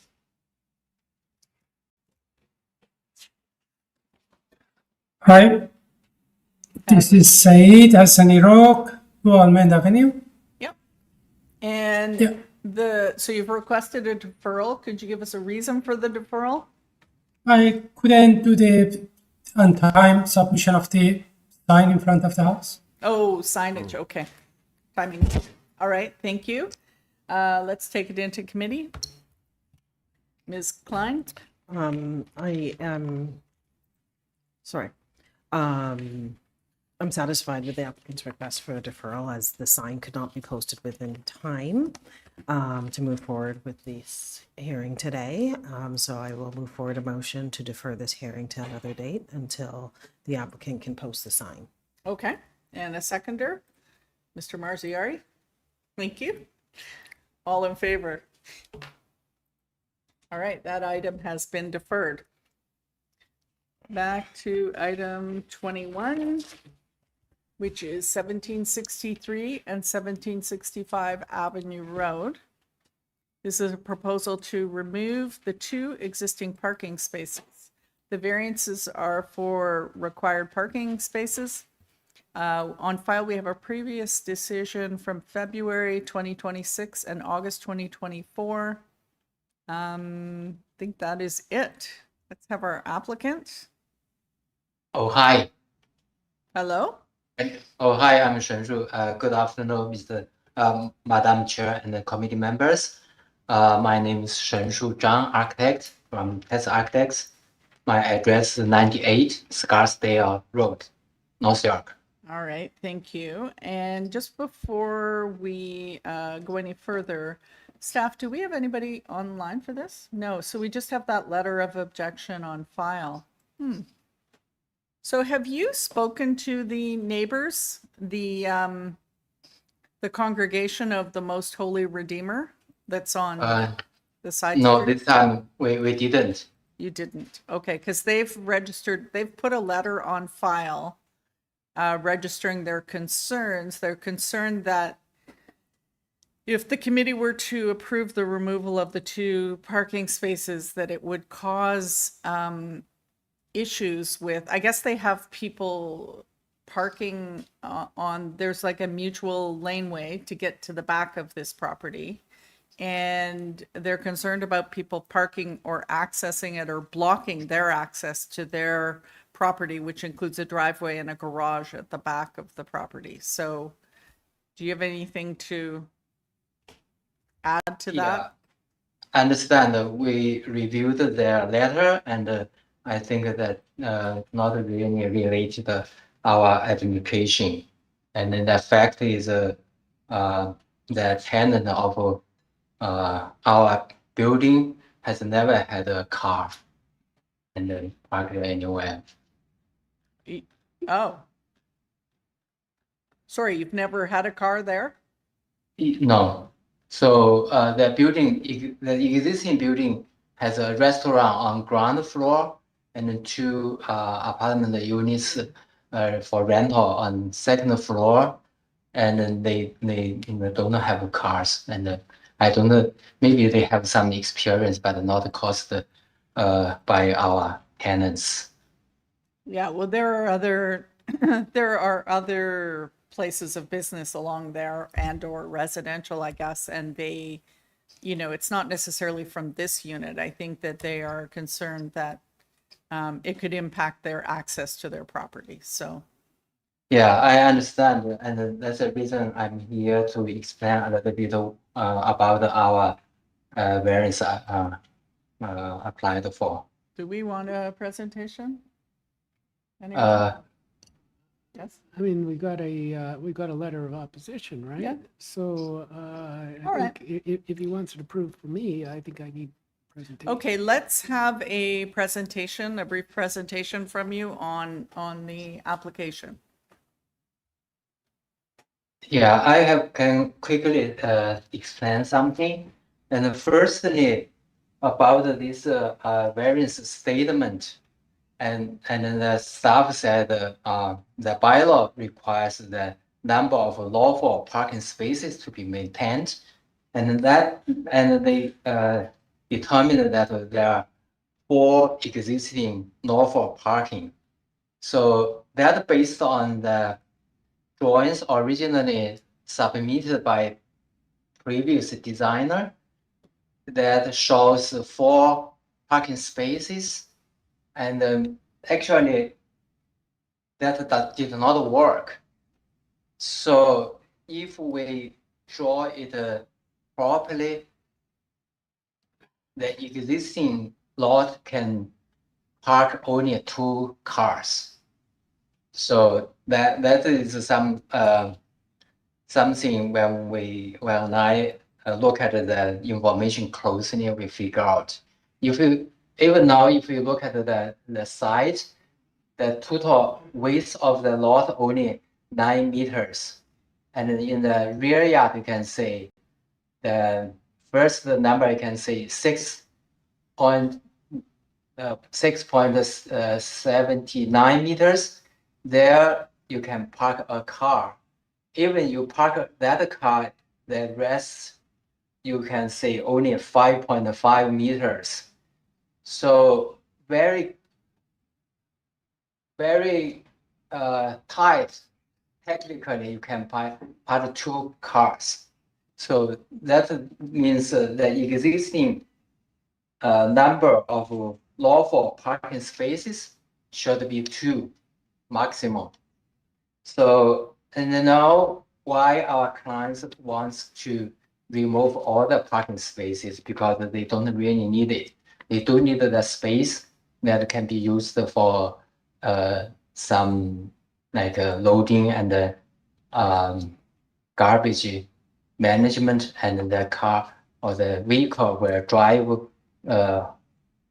from one direction and move on to another direction, continue to there. They don't need to make any only retaining on the side.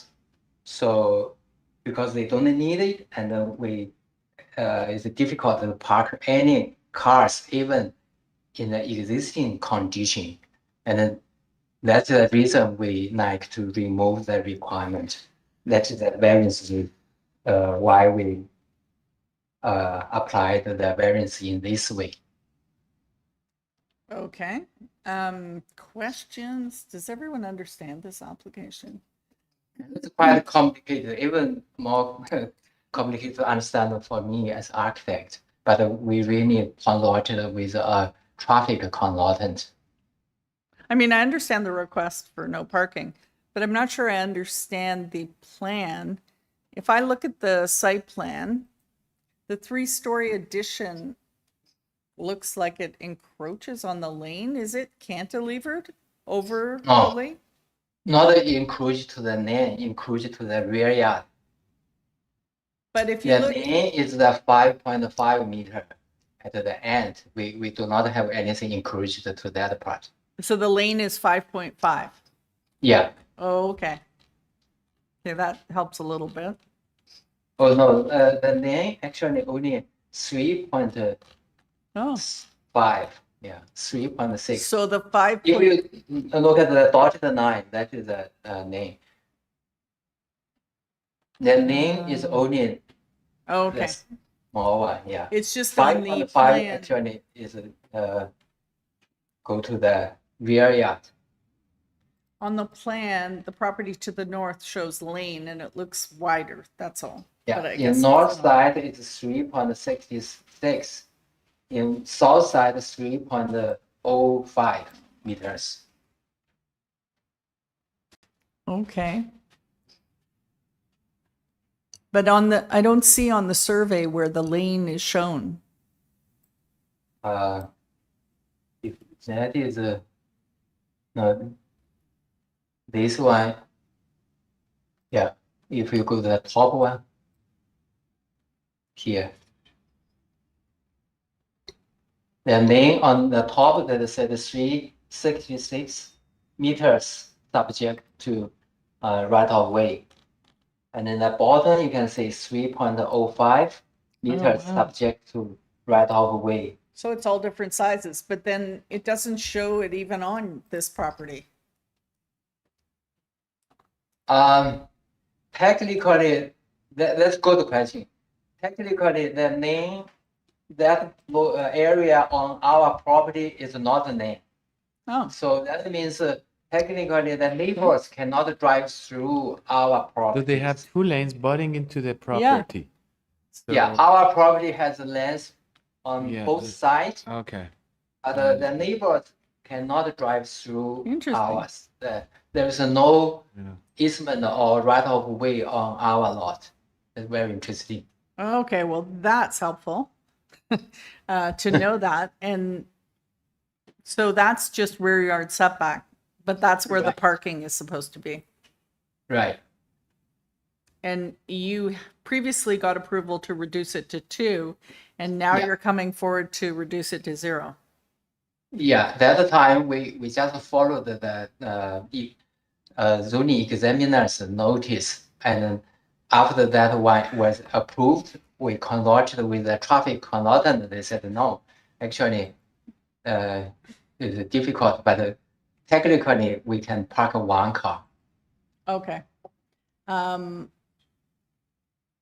It would be, unfortunately, it's hard to understand this unless you did a site check like I did to double check it. There is a driveway off of Saint Germain, I believe it is, to access these properties. And if you look at the location map, the group that are objecting are at 426 Saint Germain, and they have a driveway. So there's a mutual lane access off that street going north, and then these 426 has a garage. You can see at the back of their property. It's a big property, and they have a driveway that transverses the laneway and then goes into their property and accesses their garage. So their concern is by removing these parking spaces that it will somehow negatively impact them. So that's what we're looking at right now. Yeah, actually, there is no parking spaces that will be positive, because no car will be parking here. Sorry, I didn't understand that. Did you understand that? No cars parked. Yeah, I understand that. This is just permission to remove them, the requirement for them. So, but I think one of the panel members wanted to understand why we have this objection letter from the neighboring property. All right, any other questions for the applicant? I guess, is there anything from transport here? Any comments from them? Would that help? Like that, this seems like it's a transportation issue, is it not? Yeah, we don't think we have comments. We don't do have, nothing like, late. I wonder if we could defer it so that at least he could confirm that he is either sought transportation. I don't know why transportation didn't comment on it. I think they would get it, but I mean, I don't know if it's an oversight or an intentional. Like, I'd rather him confirm that he sought transportation comments and they didn't give any, rather than just approving something on transportation when it's rather confusing. Staff, was it? It would have been circulated to transportation. But and we don't have any comments. Okay, let's ask the applicant. Sir, have you talked to anyone in Transportation and Works? No. And nobody, like was it the To zoning be honest, examiner? before I just followed the notice from the examiners. And those days we look at the details and talked to our not the city's traffic consultant. We think this variance should not be existed because there's no really lawful and functioning parking spaces. Well, I don't think any of those businesses have maybe lawful parking spaces. They're all over the place, but I understand what you're saying. So my concern, I mean, we talk when the applicant's here, I tell, rather than even going into committee, like, once we remove the parking space, I don't know what that property is going to be used for, but they all have parking spaces, I'm presuming there. There's an objector was, I think, claiming that they had a previous application to reduce parking spaces and they They were did. consulted. Now they're objecting with a fairly well-reasoned letter. It's too bad they're not here, but maybe, you know, it's a cost issue for them. But without a transportation input on this, or at least I'd rather the applicant could say that, you know, I received an objection. I contacted transportation had no comments, rather than a kind of a confusing application where we're sort of making a decision that I think is a transportation one without any input from transportation and with an objection. I'd rather just defer it rather than even refuse it. But I'd the rather problem defer it. is, if it was circulated to transportation and they didn't make a comment, then what would change? It's going to go back and the same thing. We're going to get it At back. least the applicant could say, I circulated to transport. Well, he and they- doesn't do the circulation. It's Well, staff. let him contact transport. Anyway, I don't know I if they just would feel- even talk to him. That's the problem. And I mean, Well, the maybe people next door are worried about construction of this third-story addition and getting access to the property. And that would be something that building would ensure, because it's a right of way from the one street northward. So everyone has to have access. Right? So it's something through building permit, it will be a condition, I would say, that they maintain an open access to that right of way. And that neighbor is confirming, and they're requesting the committee ensure that access, but that's not under our jurisdiction to do that. That would be through building permit. It's just, I mean, this is I- pretty I understand confusing what you're application saying, without Mr. any Schwartz. from I just- transport. I'd rather even they say that, you know, we reviewed it and we have no comments instead of just leaving it for us, you know? So they're just going to have no comment. We just don't get a comment. And Uh, in the absence of no comment, we say they have no comment. So I Yeah. kind of think they don't have a comment on this. It's up to us. I mean, it's not like there's not parking around there. There's parking on Avenue Road. There's parking on Saint Germain. There is parking, and the applicant's indicating nobody's using the parking. Can I add something? Yes. I think I was one of the members sitting in this on this application before, and I remember the owners of 426 was complaining about the lane being blocked. Yes. With some of the cars. Yes. And actually we discussed that, and the applicant of this application, he was saying that they're not using that lane at all. So there are many like stores Yeah. with the back lane access. So a lot of cars actually park there. So it's hard to understand Determine which cars which car is belong. whose.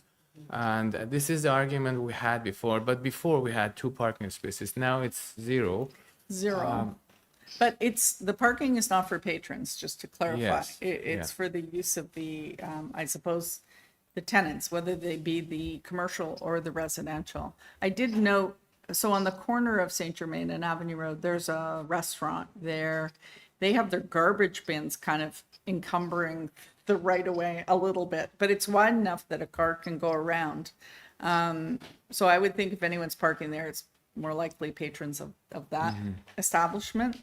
But I don't think, right now there's free and easy access. There is, you can see that one little garage at the back of 1759, it looks like.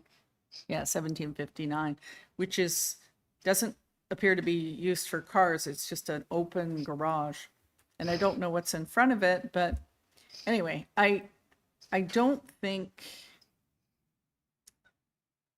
deferring it to hope that transportation is going to take another look at it is going to be helpful. I'm trying to be helpful because I'm still not comfortable with this, right?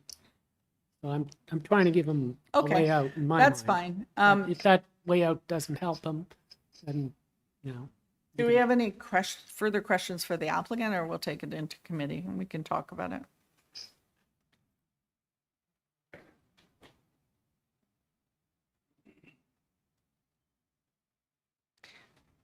No? All Well, right, let's take it. maybe the other question was the prior condition satisfied? I think like what did they do? They came previously. What did you do with that application? You're down to 2 spaces. What are you doing with those?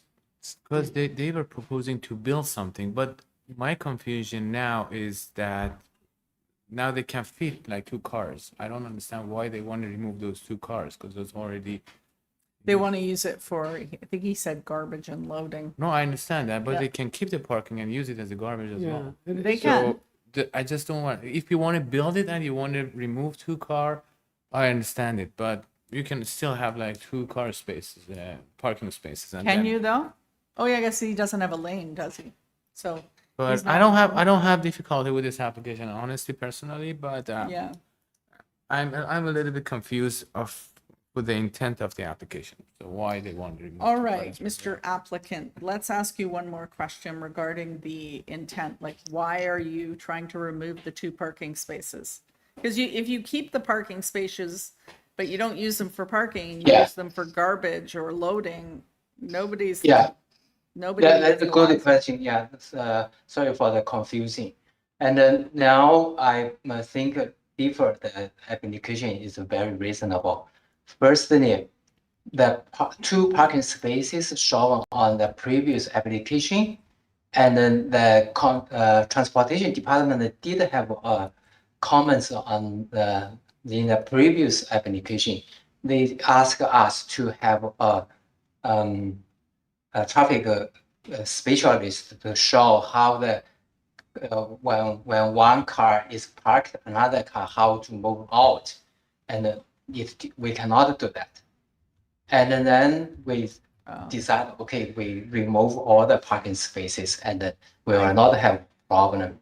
And then now today, if you feel comfortable, you can approve it. Actually, we have no parking spaces really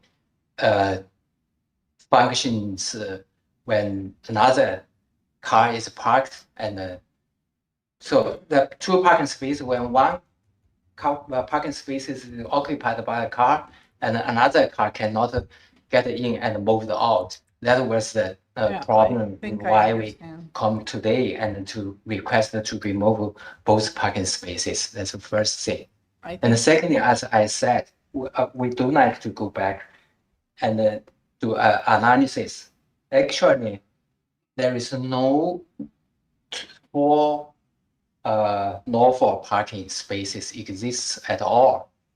Maximum we can say 2 parking spaces, and that I really like to differ and clarify the statement of the variance itself, and so I like to differ it and then make sure next time if we need to come back, we have very clearly technical explanation to you, the committee members. And secondly, about some neighbors, if they said our client's car blocked the driveway or the right of way, actually is not correct, because no right of way on our property.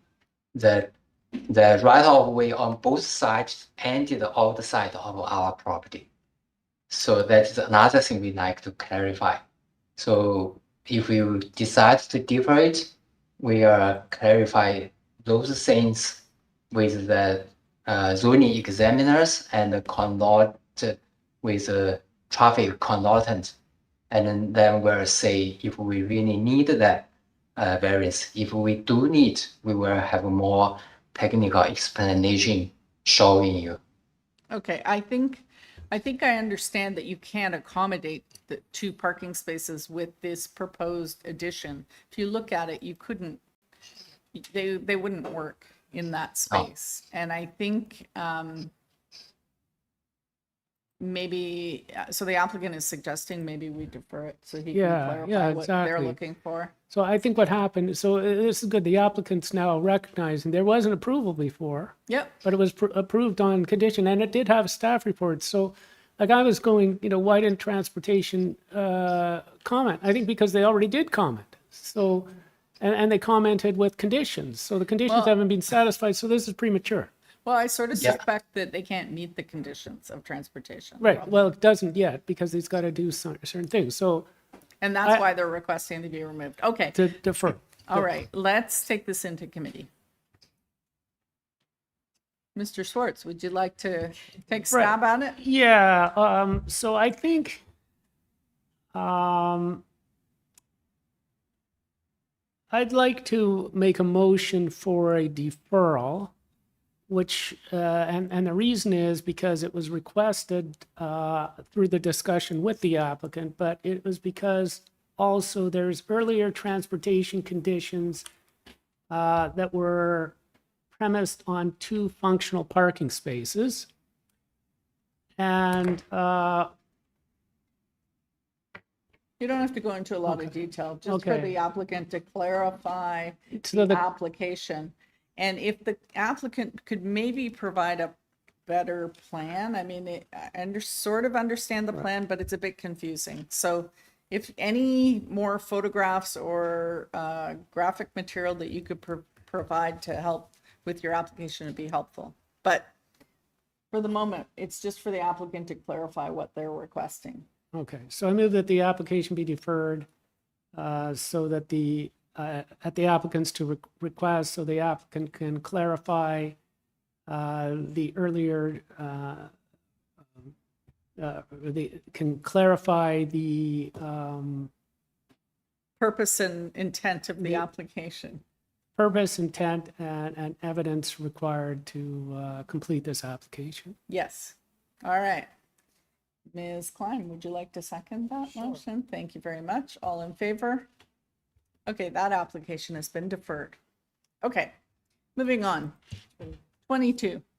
Three, sorry, thank you. Keeping me honest. 405 Whitmore Avenue. This is to legalize and maintain the existing detached garage as reconstructed. We have variances for rear yard setback to an ancillary building, east side yard setback to an ancillary building. On file, we have a previous decision from January 2024, survey plans, photos, 2 letters of support, a community planning report, and an objection letter with photos. All right, let's have our applicant.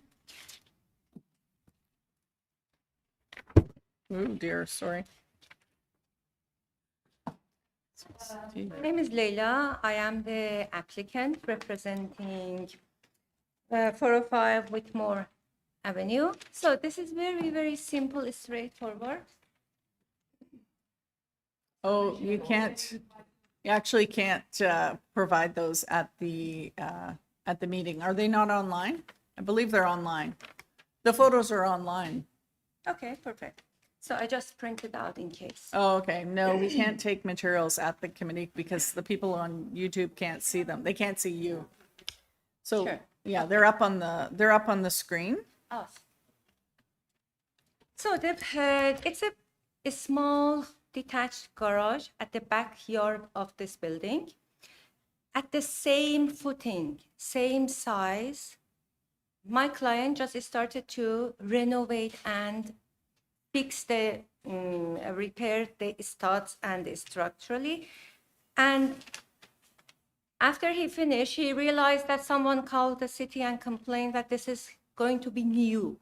Then from City what? It's partially new, partially old, same size, same footing, same location, same setback.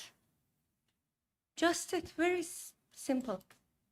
So it seems like the issue with the neighbor is the eaves hanging over their garage. Oh my God, they already cut the eave. Sorry? They already cut the eave. Oh. If you can Is there a photo of that? I have a photo here. Can I provide the photo? Sorry. So we can see the roof line on the adjacent garage. So you're saying that's cut? Yes. So is the So the original one, which the neighbor himself has. So it's the same size. Both neighbor has the same size garage, Right. old garage. Both of them are overhanging. Yes, this picture. Both of them is overhanging. But my client already cut his part of overhanging. But the other neighbor who is complaining, he didn't cut it. okay? He didn't make it short. But my client, he already made it short. Okay, but the east side yard setback, I take it it's that neighbor to the neighboring property, to the other garage, that's 0.08, and that was existing. Your Existing. owner just, Definitely existing. they just refaced it, or? Exactly same footing. Okay. They didn't even pour the footing. Footing Okay. is same footing. And the rear yard setback's the Yes, same? same. Okay, so that's what we have before us. Do we have this person online? Okay. All right, I think we understand what the issue is. Let's hear from the neighbor and then you can come No back, problem. okay? Oh, we have one in support and one against. So let's hear from the, Mr. Stern. Good afternoon, Madam Chair and members of the committee. Can you hear me okay? Yes, we can. Excellent. My name is Max Stern, and I'm the owner of 403 Whitmore Avenue, the property immediately to the east of the applicant. I am here today to express my strong opposition to this applicant. This is not a minor variance. It is a request to legalize a structural hazard that has caused physical damage to my home. First, the context of noncompliance. It is important for the committee to understand the history of this site. This garage was built illegally without a permit over a year ago. It has been under a City of Toronto order to comply, which I included in my documentation, since May of 2025. The applicant has ignored the compliance deadline of June 6, 2025 for over 13 months. They chose to build first, seek forgiveness later, and my property has paid the price. Test 1. The variance is not minor and has structural impact. The applicant is requesting a side yard setback of 0.08 meters. That is that is a massive 73% reduction from the required bylaw. As you can see in my submitted photos attached, number 3 and 4, which you just showed, this garage is so close that the roof line makes direct physical contact with my own garage and encroaches almost 2 inches over the top of my garage. Those photographs were taken July 15th, the day before I submitted my letter to the committee. I have also provided a photo of the previous structure, which is the one you were looking at before, that has a different size and height that was reconstruction. This is not a rebuild of, quote, the existing detached garage is reconstructed, but an entirely new construction that is larger and has increased the height that existed in the past, which has created this encroachment and drainage issue that did not exist in the past. That is in attachment number 6. That's the photograph, the pre-existing structural photograph. This contact has created a surcharge snow load issue and rainwater runoff damage. Last winter, the entire weight of the snow from the applicant's roof shed directly onto mine. This has caused visible structural bowing and water damage to my roof. A variance that legalizes the physical destruction of a neighbor's property is by any planning standard not minor. That is attachment number 5, the picture you're looking at.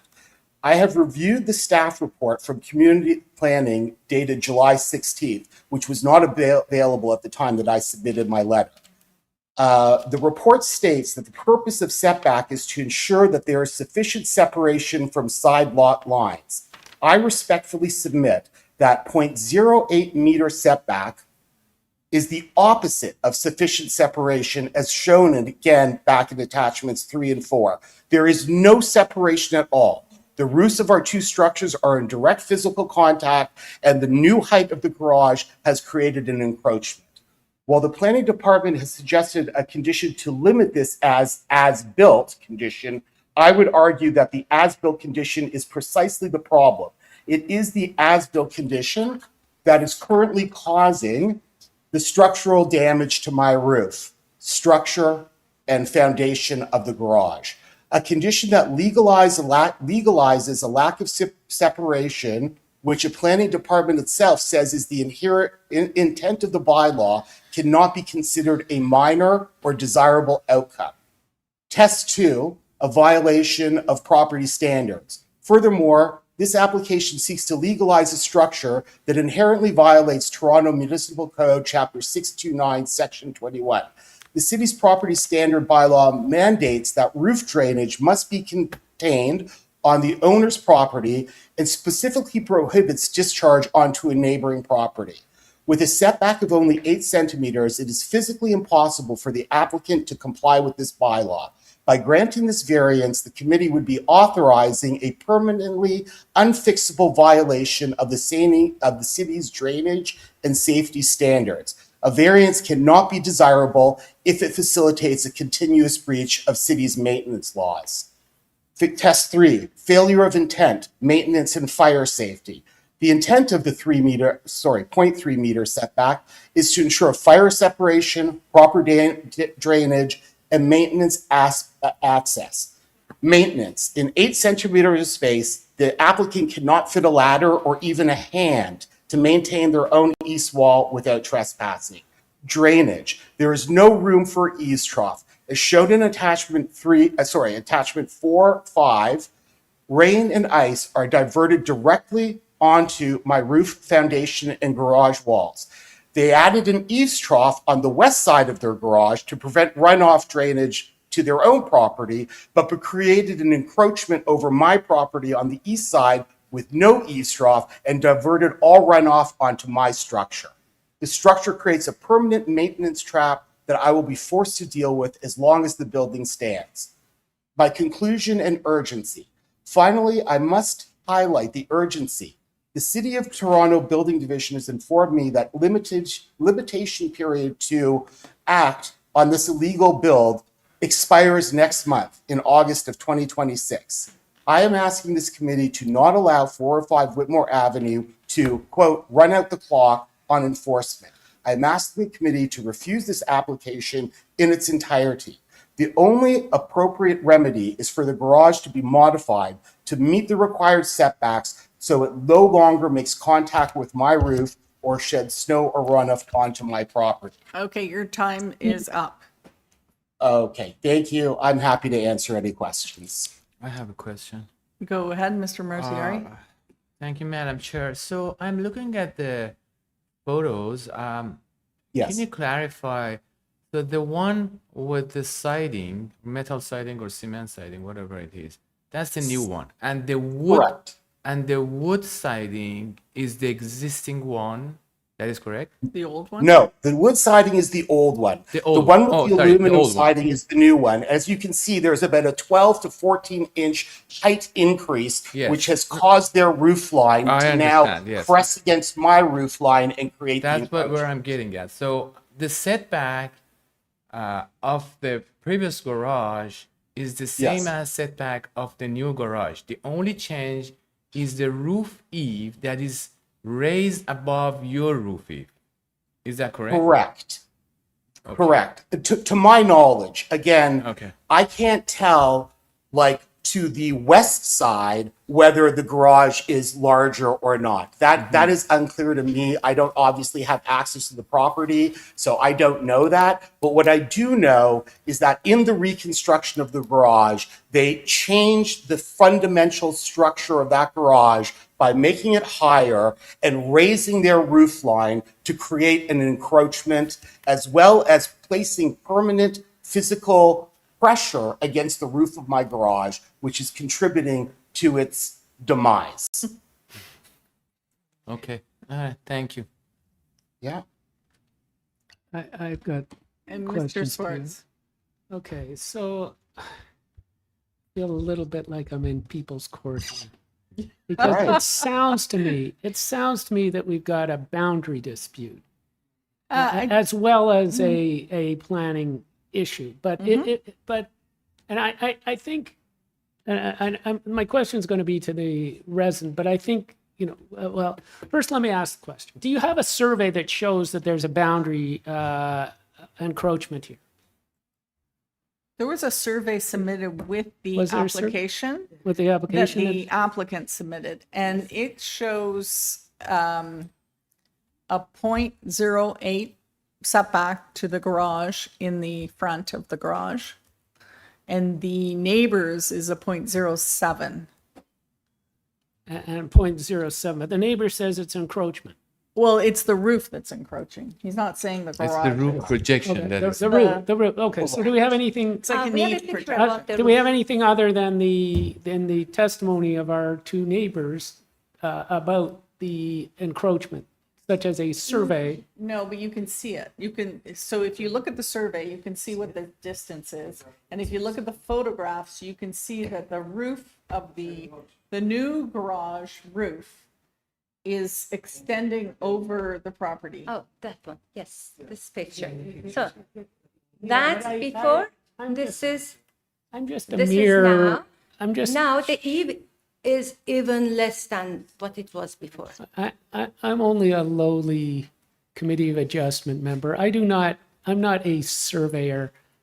No, I but don't you know can what see, that you means. can see where the eave was before. It looks, but It actually looks. A surveyor might say. It actually looks like it is, I'm losing my words. What am I trying to say? It looks like it encroaches on the other property, the original one. But it's is below. the neighbor still there on the phone? Does Yep. anybody have? I am here. What, oh, you're here? Yep, Where? he's Yeah, here. no, He's I'm on the He's in computer. that speaker. Okay, in the speaker. Yes. Why not? All right. Mr. Neighbor, Yes. do you have a survey? I have a survey. I have not submitted it in this proposal. But what I want to say respectfully is that this is not a survey issue. The pictures that I've provided show a direct runoff. They have put their roof over my roof and loaded all of the water and the snow directly onto my roof.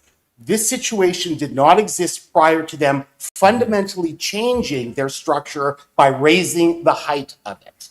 Okay, so Those two garages in picture A are the old, that's the way it was when I bought the property. That's the way it was when my neighbor bought the property.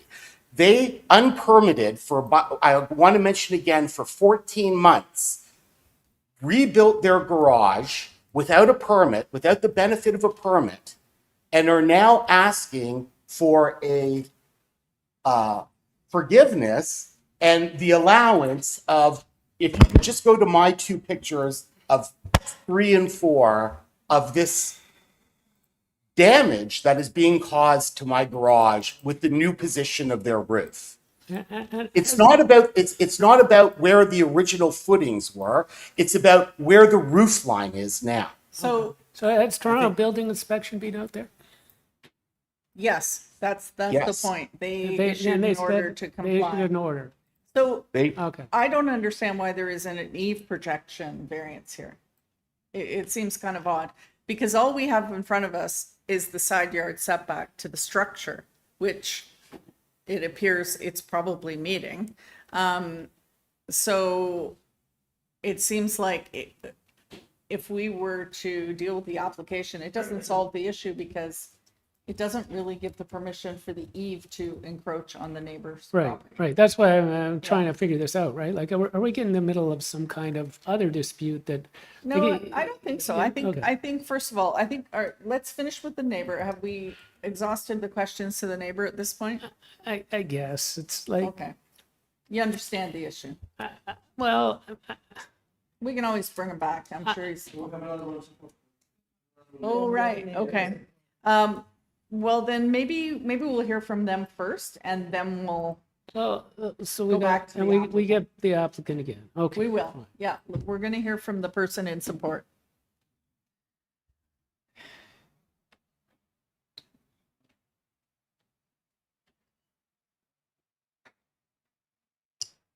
Through you, Madam Chair, Lisa Pileggi is unmuted. Okay. Good afternoon, Madam Chair and members of the committee. My name is Lisa, and I live 3 doors down from the neighbor of the applicant. I'm here today to express my support for the neighbor's application for the requested minor variances.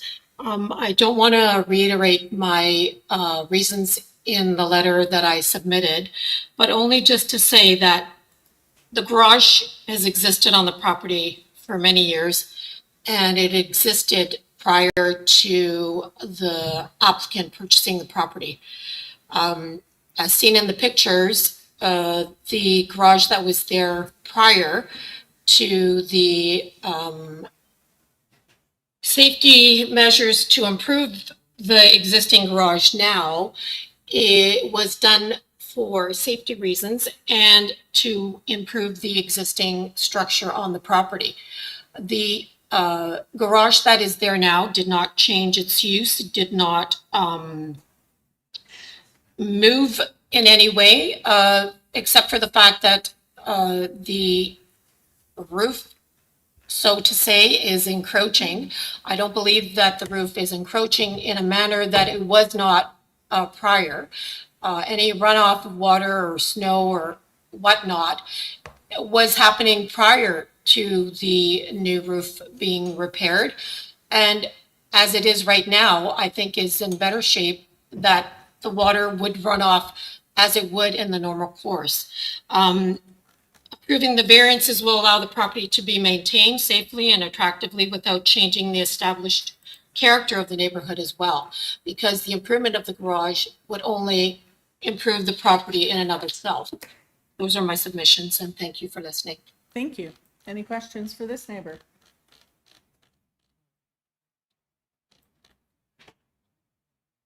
No? Okay. Okay, that's fine. All right. All right, let us go back to the applicant. And I guess my question is, so I understand the variances are for the setback of to the property line, the adjacent, and the one to the rear. So that seems to be irrelevant in this case. Doesn't seem to be an issue. But I mean, I understand the neighbor's concern with the overhang over their roof, and it's causing snow storage, water to drain onto the roof. Like, could they not have designed something that did not have to encroach on the neighbor's roof? No, definitely not. If you see the picture, it's actually so what they did, they That just picture is repaired. not telling me anything. No, can you please zoom out those parts of the overhanging? Yes. Just shift a little bit this side. Down a little bit. So as you see here, the previous one, which is on the left side, the old one, has overhanging. Yeah. What they did in the right side, the new version, which has a siding, it's already got it shorter. This condition, all the complaints that the neighbor mentioned has been improved with new version of this garage. So old version had those issues, but the new garage actually improved.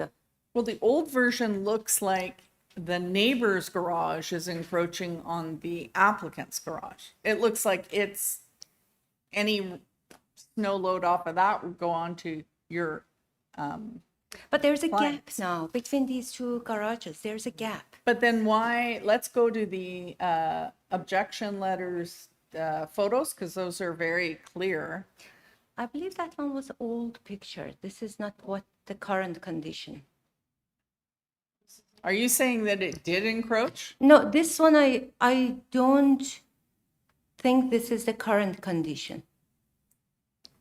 Can I ask a question? What's happening with the roof water? Where does it go? Do you have a gutter that?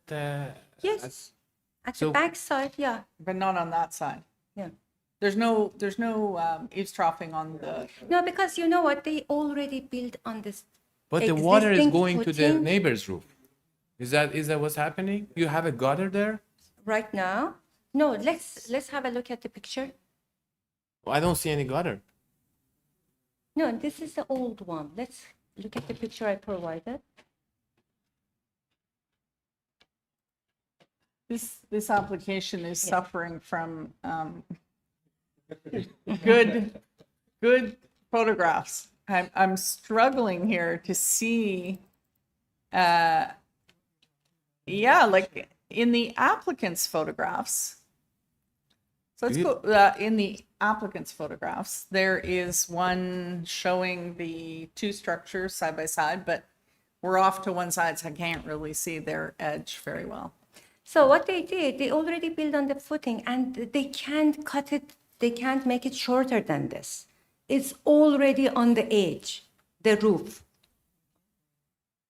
Are you saying it's sitting on the structure? Yes, as you see here, the roof, there is no space that they can make it shorter than this.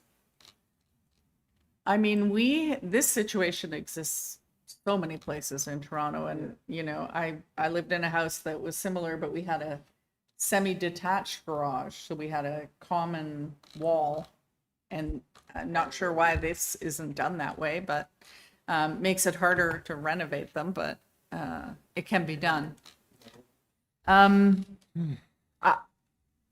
just not quite, I hear what you're saying, but I hear what the neighbor is saying, and I mean, the pictures are not showing. The pictures are so close up, I can't see, even if I zoom out, not very helpful. I don't know, I mean, the roof is not part of the variance. No. It is not, but the thing is, the setback Yeah. with the roof raised, Yeah, it's causing a problem. right. And even if the roof is raised and it would go through a building permit application, they would comment on that to add a gutter. And they may also comment on the other things like the fire separation between the two garage and other stuff. What I understand from, I think the main problem is the water that is now going to the neighbor's roof without any, proper engineering. Yeah. So that the variances, this is what I understood from this application, that the variances already existed. Yeah. With the garage, but now Yes, with the it's legal. change, it's a different, it's creating a different condition to the neighbor's garage. Yes. This can be resolved in the building permit stage with the details about how the roof will run on. The drainage. Yes, that could be a building permit issue with OBC examiners, and we'll figure out how to solve this problem at that stage. Were you now, you haven't submitted a building permit application? no, we are at the committee. After approving, getting this minor variances approved, then we're gonna go to building permit and deal with the. So that's part of the order to comply is to apply for a Yes, building permit. yes, get the building permit. All right. Yeah, question? You can keep going, but I do have questions. No, then you go ahead with your questions. So does any part of the garage roof or eaves cross over to your neighbor's property or touch the neighbor's property? And do you have a survey? We have survey. And what yes. does the survey The show? survey doesn't show any Survey, does the survey show Zero that, point that there eight. is no touching or overhanging, no encroachment, or is it unclear? The survey wouldn't show the roof line. The survey does not show the roof line. It doesn't Okay. show the roof line, Here- but Okay, so it's here is, almost flush here. okay, why not, you're the owner or you're our agent for the owner? I'm agent. You're the agent. Okay. Let me tell you what my concern is as a member here. If there is this problem that the neighbor has identified with encroachment or crossing over property lines, then, we got to meet the 4 tests. And, if we approve it, then I think somebody's going to say, I feel this. You approve something that's creating an encroachment on people's property. You're basically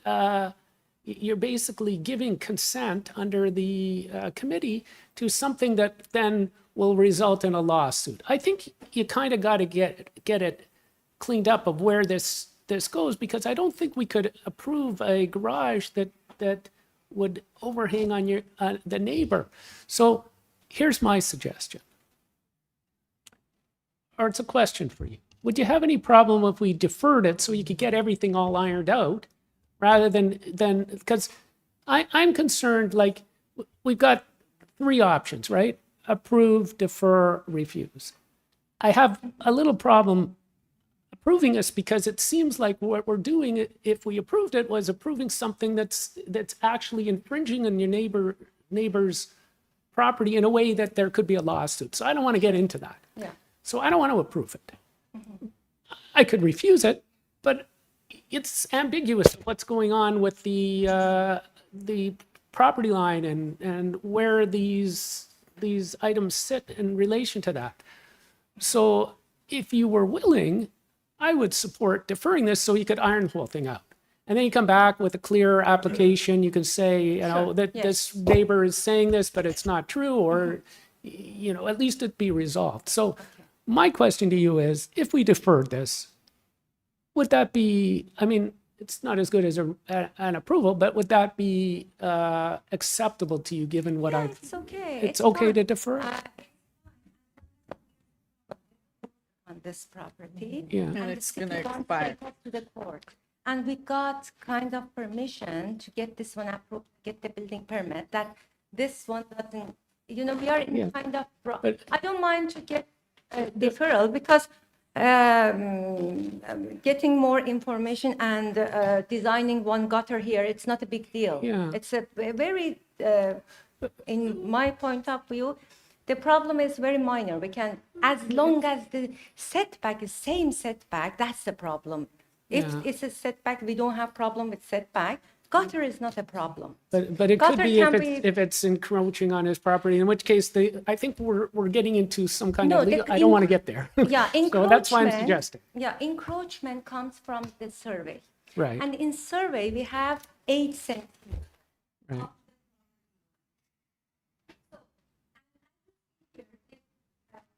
It's almost flush with the wall. Yeah.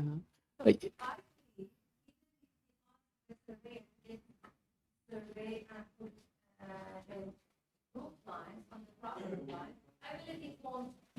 So, So my thought is, and you basically said that you wouldn't object to a deferral because that would allow you to quickly or relatively quickly go confirm all this information, come back with a clean application. yeah. And then, No problem.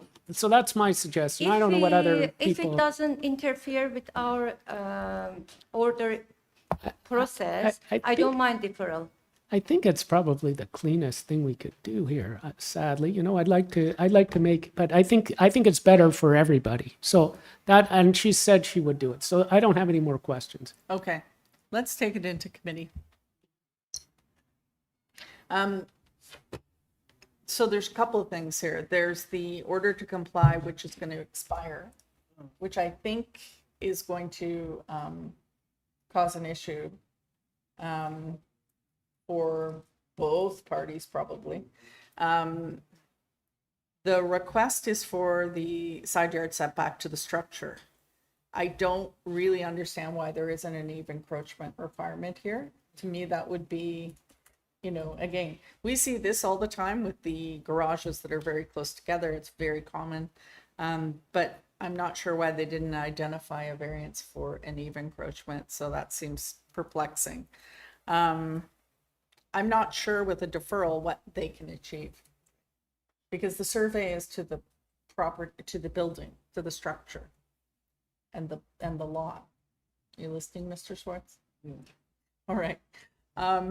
So we can request the surveyor to. Sorry, we're in committee now. Do you have any other comments, Mr. Marziari?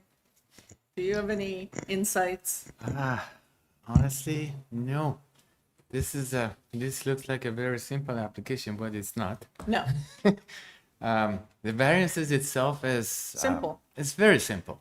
It's the effect that is causing to the neighbor, and I think even 8 centimeter is enough to run a gutter, but you know, customized gutter you can still fit in like 8 centimeter gutter just to manage the roof rain. But Yeah. Now that we're deciding about an existing situation with an overhang, I don't know. I am not comfortable to approve this application, honestly. Okay. So I think deferral, I support that, but I cannot approve it. All right. So, hello. Go ahead. Okay, so I tend to agree with my colleagues, Mr. Marziari's comments. I could not approve this. It's too contentious in a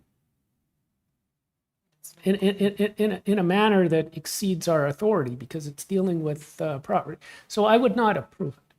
And then the question is between deferral and refusal. It's true that there is some building permit issue out there, and deferral may or may not help that.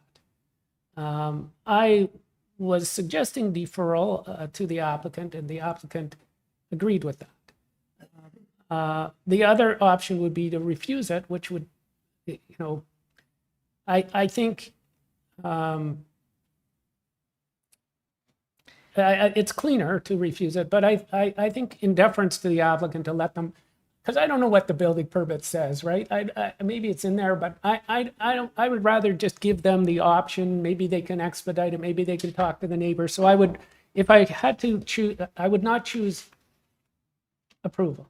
I would either choose deferral or refusal. I think Okay. deferral gives them more options, so I would go with deferral. But otherwise, I would go with refusal, and that's cleaner. But I still lean to deferral because I think that gives them the ability to come back maybe quickly with more information. So my preference would be for deferral, although not strongly. My second would be for refusal, which is almost as clean, which is cleaner, but not as favorable. And we got an applicant that said they would take deferral. And then the other one is approval, which I would not do. All right. Would you like to make a motion? Sure, I'll make a motion to defer the application to give the applicant, at the applicant's request, to give the applicant some time to resolve the issues related to boundary and encroachment and come back with a more explicable application. All right. Seconder? Anyone? Mr. Marziari seconds that. All in favor? Can I add something? I think I'm hoping that the applicant can work with the neighbor and come up with a solution to, you know, at least manage the water of the roof water, because I think that's the main problem. Yeah. Yeah, I agree that's with that. probably that can be the goal for like coming back to the next committee. All right. That was seconded. So all in favor of that motion? That is 3 in favor. Opposed? All right. So the application's been deferred. All right. Item 24, 5 Strath Eden Road. This is an application to construct a new two-story dwelling with a front porch and a second-story rear balcony. Variances are for lot coverage, height of a building, front and rear main wall height, building length, front yard setback, architectural features, encroachment into the front yard setback, west side yard setback, exterior stair width and encroachments into front yard setback, area of a second-story rear balcony. On file, we have a survey, plans, cover letter, presentation, tree site plan and photos, urban forestry memo, a ravine and natural feature protection memo, and a late letter of support from 3 Stratheden Road. Let's get our applicant. Mr. Pfeffer, I think, again. Yeah, hi, I'm glad to be back. So Have you been we watching? also, Have you been entertained by the? I have, and I'm worried because I have more than one variance. You do. But are you I think- encroaching on somebody's roof? I am not, as a matter of fact. I hope this is pretty straightforward. So if you could bring up the presentation material. I am Jim Pfeffer from 95 St. Clair Avenue West. Thank you. And we don't have anybody here on this application. Do we need a presentation? Do we have questions? Do you have any changes to make to the application, Mr. Pfeffer? No changes. We had 2 late letters of support, I'll mention. Okay. So we did get a memo from Ravine and Natural Feature Protection. Do you have any comments? I take it you've seen that memo? I have seen that, and it basically doesn't speak to anything that's in front of the committee. It tells us that our pool might be encroaching on a ravine tree, but there's nothing about the pool in this application, and they don't recommend any condition. So they're advising us that we will obviously need to go, and get a ravine permit, and they're not guaranteeing that they're going to give us permission to injure this tree, but it's nothing to do with the matters in front of the committee. Okay. Does anyone have any questions? Mr. Just Murphy? a quick question. I don't need any presentation. If Mr. Pfeffer can quickly address variance number 4 and reason for that, which is the building length. Oh, yeah. So if you actually take a look at the second page of the presentation, maybe not, I see that's the plans we've submitted, but the second page of the presentation. So you can see that that red dashed line is the as of right building envelope for a 17-meter long building. And of course, you're allowed to have that rear yard extension. So we don't have a depth variance. So I've kind of hatched in red the parts of the building which are beyond 17 meters in length and beyond the required setbacks. And that's basically that articulation to the front of the building.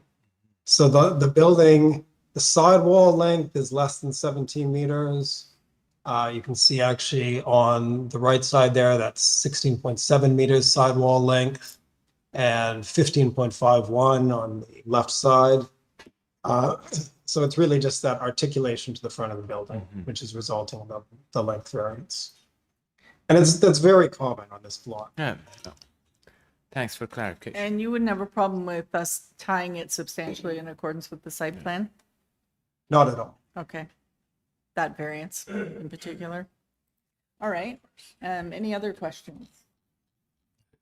Mr. Swartz? Have you made some changes here? We haven't made any No changes. changes? What about the, so you've got the height. The height of the wall or the overall height? What is I thought, let me just, Maybe take a look at page 3 of the presentation. This is a good one to look at the height. So I think we're asking for that 10.8 meters, whereas 10 meters is permitted. So, and we're asking for main wall height variance. So you can see that red dashed line, that would be an as of right roof for a pitched roof building. Now, as architects, we happen to think that, having a roof with some substance actually kind of improves the appearance of the building. So we could make, it's just an attic. I mean, we can make the roof shorter, but I think it would be to the detriment of the appearance of the building. you can see, and it's zoomed out right now, but the deck line, the sort of line where we transition from a high slope to a low slope roof, that's at 10.18 meters. So that low slope roof, so the variance to the part of the roof that you're actually going to see is 18 centimeters. So that's really very minor.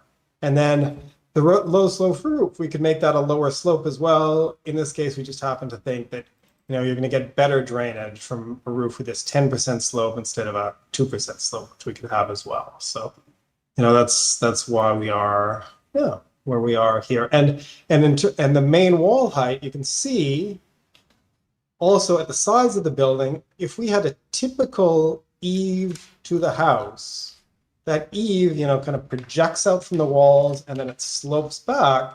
And you can see this parapet that we've got, and that main wall height is measured to the top of this parapet, is entirely buried within that as of right, roof, a typical eave that you'd see. And it's buried in there, including on the one side where we're asking for a side yard setback variance just for the length of the building along the garage. And then it steps back to the 1.8 meters, behind where the garage is.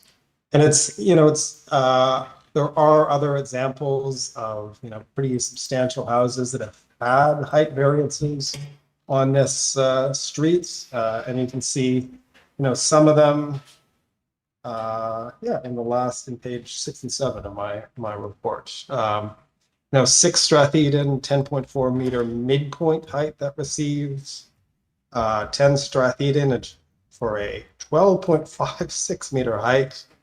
36 Stratheden, 10.4, 34 the same. So it's, actually very nearby, 20 Glen Allen, 11.3 meters in height. So it's not uncommon, and in this neighborhood with these really wide lots, and then, of course, this roof, it's a hip roof. It doesn't have any gables at the front or the back, so it kind of recedes in perspective from all sides, which also mitigates the impact of the height. And so just further to that, you wouldn't have a problem if we tied the height to the elevation drawings, would you? Absolutely not. Nope, not at all. Okay, actually, I think this drawing, this part of your presentation actually explains the whole roof and wall height really well. Where is that? What part? The drawing that we were referring to, sorry, can we go back to the? Page 3. I thought it Sorry? was on page, maybe not on page 3. Where's page 3? Do I have the wrong? They'll just, on the wrong this slide? one. Yeah, it just explains the difference in height between the as of right and what is being proposed. I think it's a really good example. But I went to To demonstrate it? presentation. Okay, All so right. this is the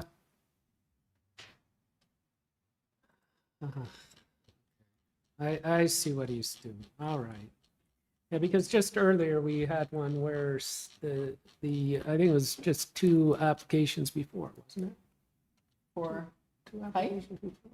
Where was it? It was a different, that was a flat roof, maybe? I can't remember. Okay. This is different. All right, So, Madam Chair, you're thinking to tie it to the front elevation. that's what I was thinking. Does that make sense? Maybe it's not 2, maybe it's 2. If the applicant is okay. Oh, it's He the seemed one, fine. it's one in 2 applications. We have a different, Oh. Well, let's see if they can demonstrate it. okay. So, yeah, I would propose that variance 2 be tied Yep. to the front elevation. Okay, any other comments or questions for the applicant?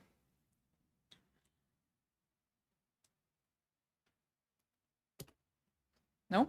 Let's take it into committee.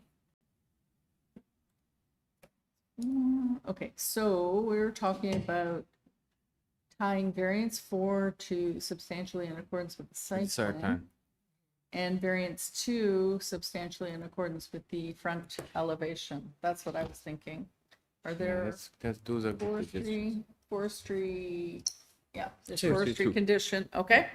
Does someone want to, I don't want to presume I'll try. that someone's making a positive You wanna go motion. ahead? I'll Yeah, try. please. Thank you. Yeah. I'll make a motion to approve this application for with variance 2 tied to the front elevation and variance 4 substantially in accordance to the site plan. Okay. And for. And for urban forestry, condition number 2. Okay, thank you. Do we have a seconder? Mr. Marziari? All in favor? That is carried. The application has been approved. All right, item 25, 87 The Bridle Path. This is to construct an ancillary building in the front yard. Variances are for ancillary building in the front yard. On file, we have a survey, plans, cover letter, a presentation, and urban forestry memo. All right, and our applicant, I assume, is online, since there's nobody left here.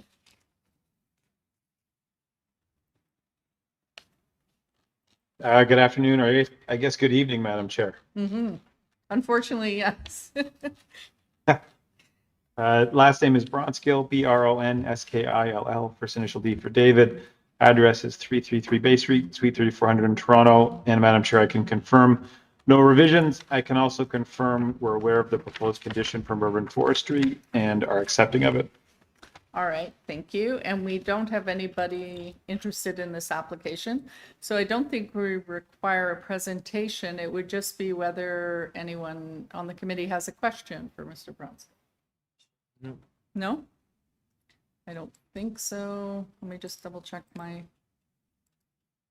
Oops. 1 sec.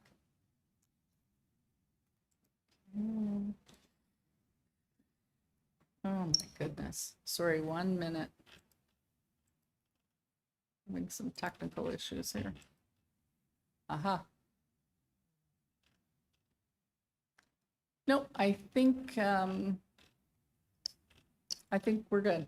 Okay, we'll just take this into committee. That's okay. Unless you, there's Chair. something you wanted to Yes, point out. thank you. All right. Okay. Yeah. I think Mr. Marziari?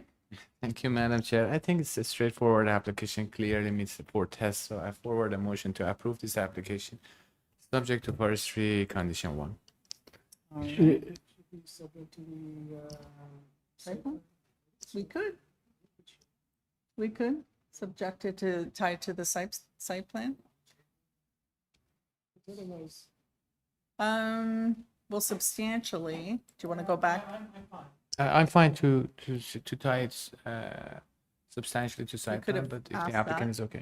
Do you want to jump out of committee for a minute and just double check that the applicant's okay with that? All right, let's do that. Mr. Bronskill, are you there? Thank you, Madam Chair. I'm here. I heard the request. We have no concern. I understand why the condition is being suggested. It would, the proposed structure is designed to be a part of the sort of front landscaping and fence area. And so having it substantially in accordance with that, I think would be appropriate. It's also although we don't need any variances for the footprint, it would also limit us to the footprint that we're showing, which is obviously what we intend to, the client intends to build. So I understand the rationale for the condition and we would accept it. All right, great, thank you. Back into committee. Yeah, Would you like to so make a I think motion? it's a good suggestion to Yes. tie it to substantially to site plan. Okay. Mr. Swartz seconds that. All in favor? That is unanimous. The application's been approved. Thank you, Madam Chair. You're welcome. All right, 105 Bing Avenue. This is an application to construct a new detached dwelling with an integral garage. We have variances for height of building, east side exterior main wall, west side exterior main wall, number of stories, building depth, east side yard setback, and west side yard setback. On file, we have a survey, plans, arborist report, applicant's revisions, and a community planning report. We need our applicant.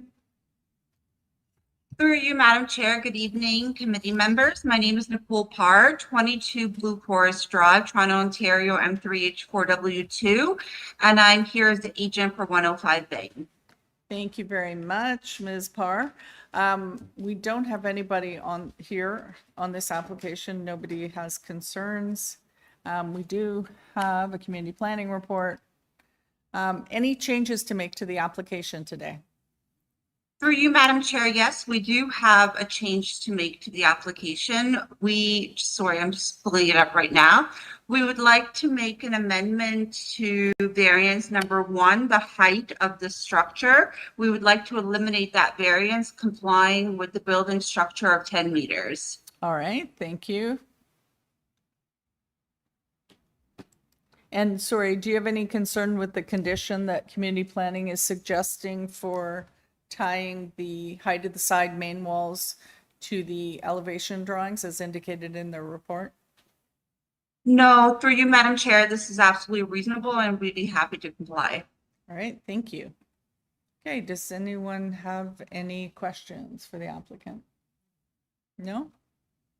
Okay, we're ready to take it into committee. Mr. Swartz? I'm willing to bring a motion to approve this. Okay. So I'd move that the application be approved as modified with variance number 1 deleted. The maximum building height limited to 10 meters and subject to community planning condition that the side main wall heights be developed substantially in accordance with the drawings submitted and received on June 18. Would you like to mention that it meets the 4 tests? And it's my view that this application meets the 4 tests. All right, thank you. Seconder, Mr. Marziari. All in favor? That is unanimous. The application as Thank amended. you very much. I'm has the been last approved. one, so you guys enjoy your evening. Thank you, you too. All right, motion to adjourn? Ms. Klein, go I'll move a ahead. motion to adjourn this meeting at 6:22 p.m. Thank you very much. And Mr. Marziari seconds that, and we're all in favor, I believe. No, let's stay. Thank you. All right. Oh, man. Thank you to staff and all staff, especially our technical staff. That went pretty smoothly, I think, once we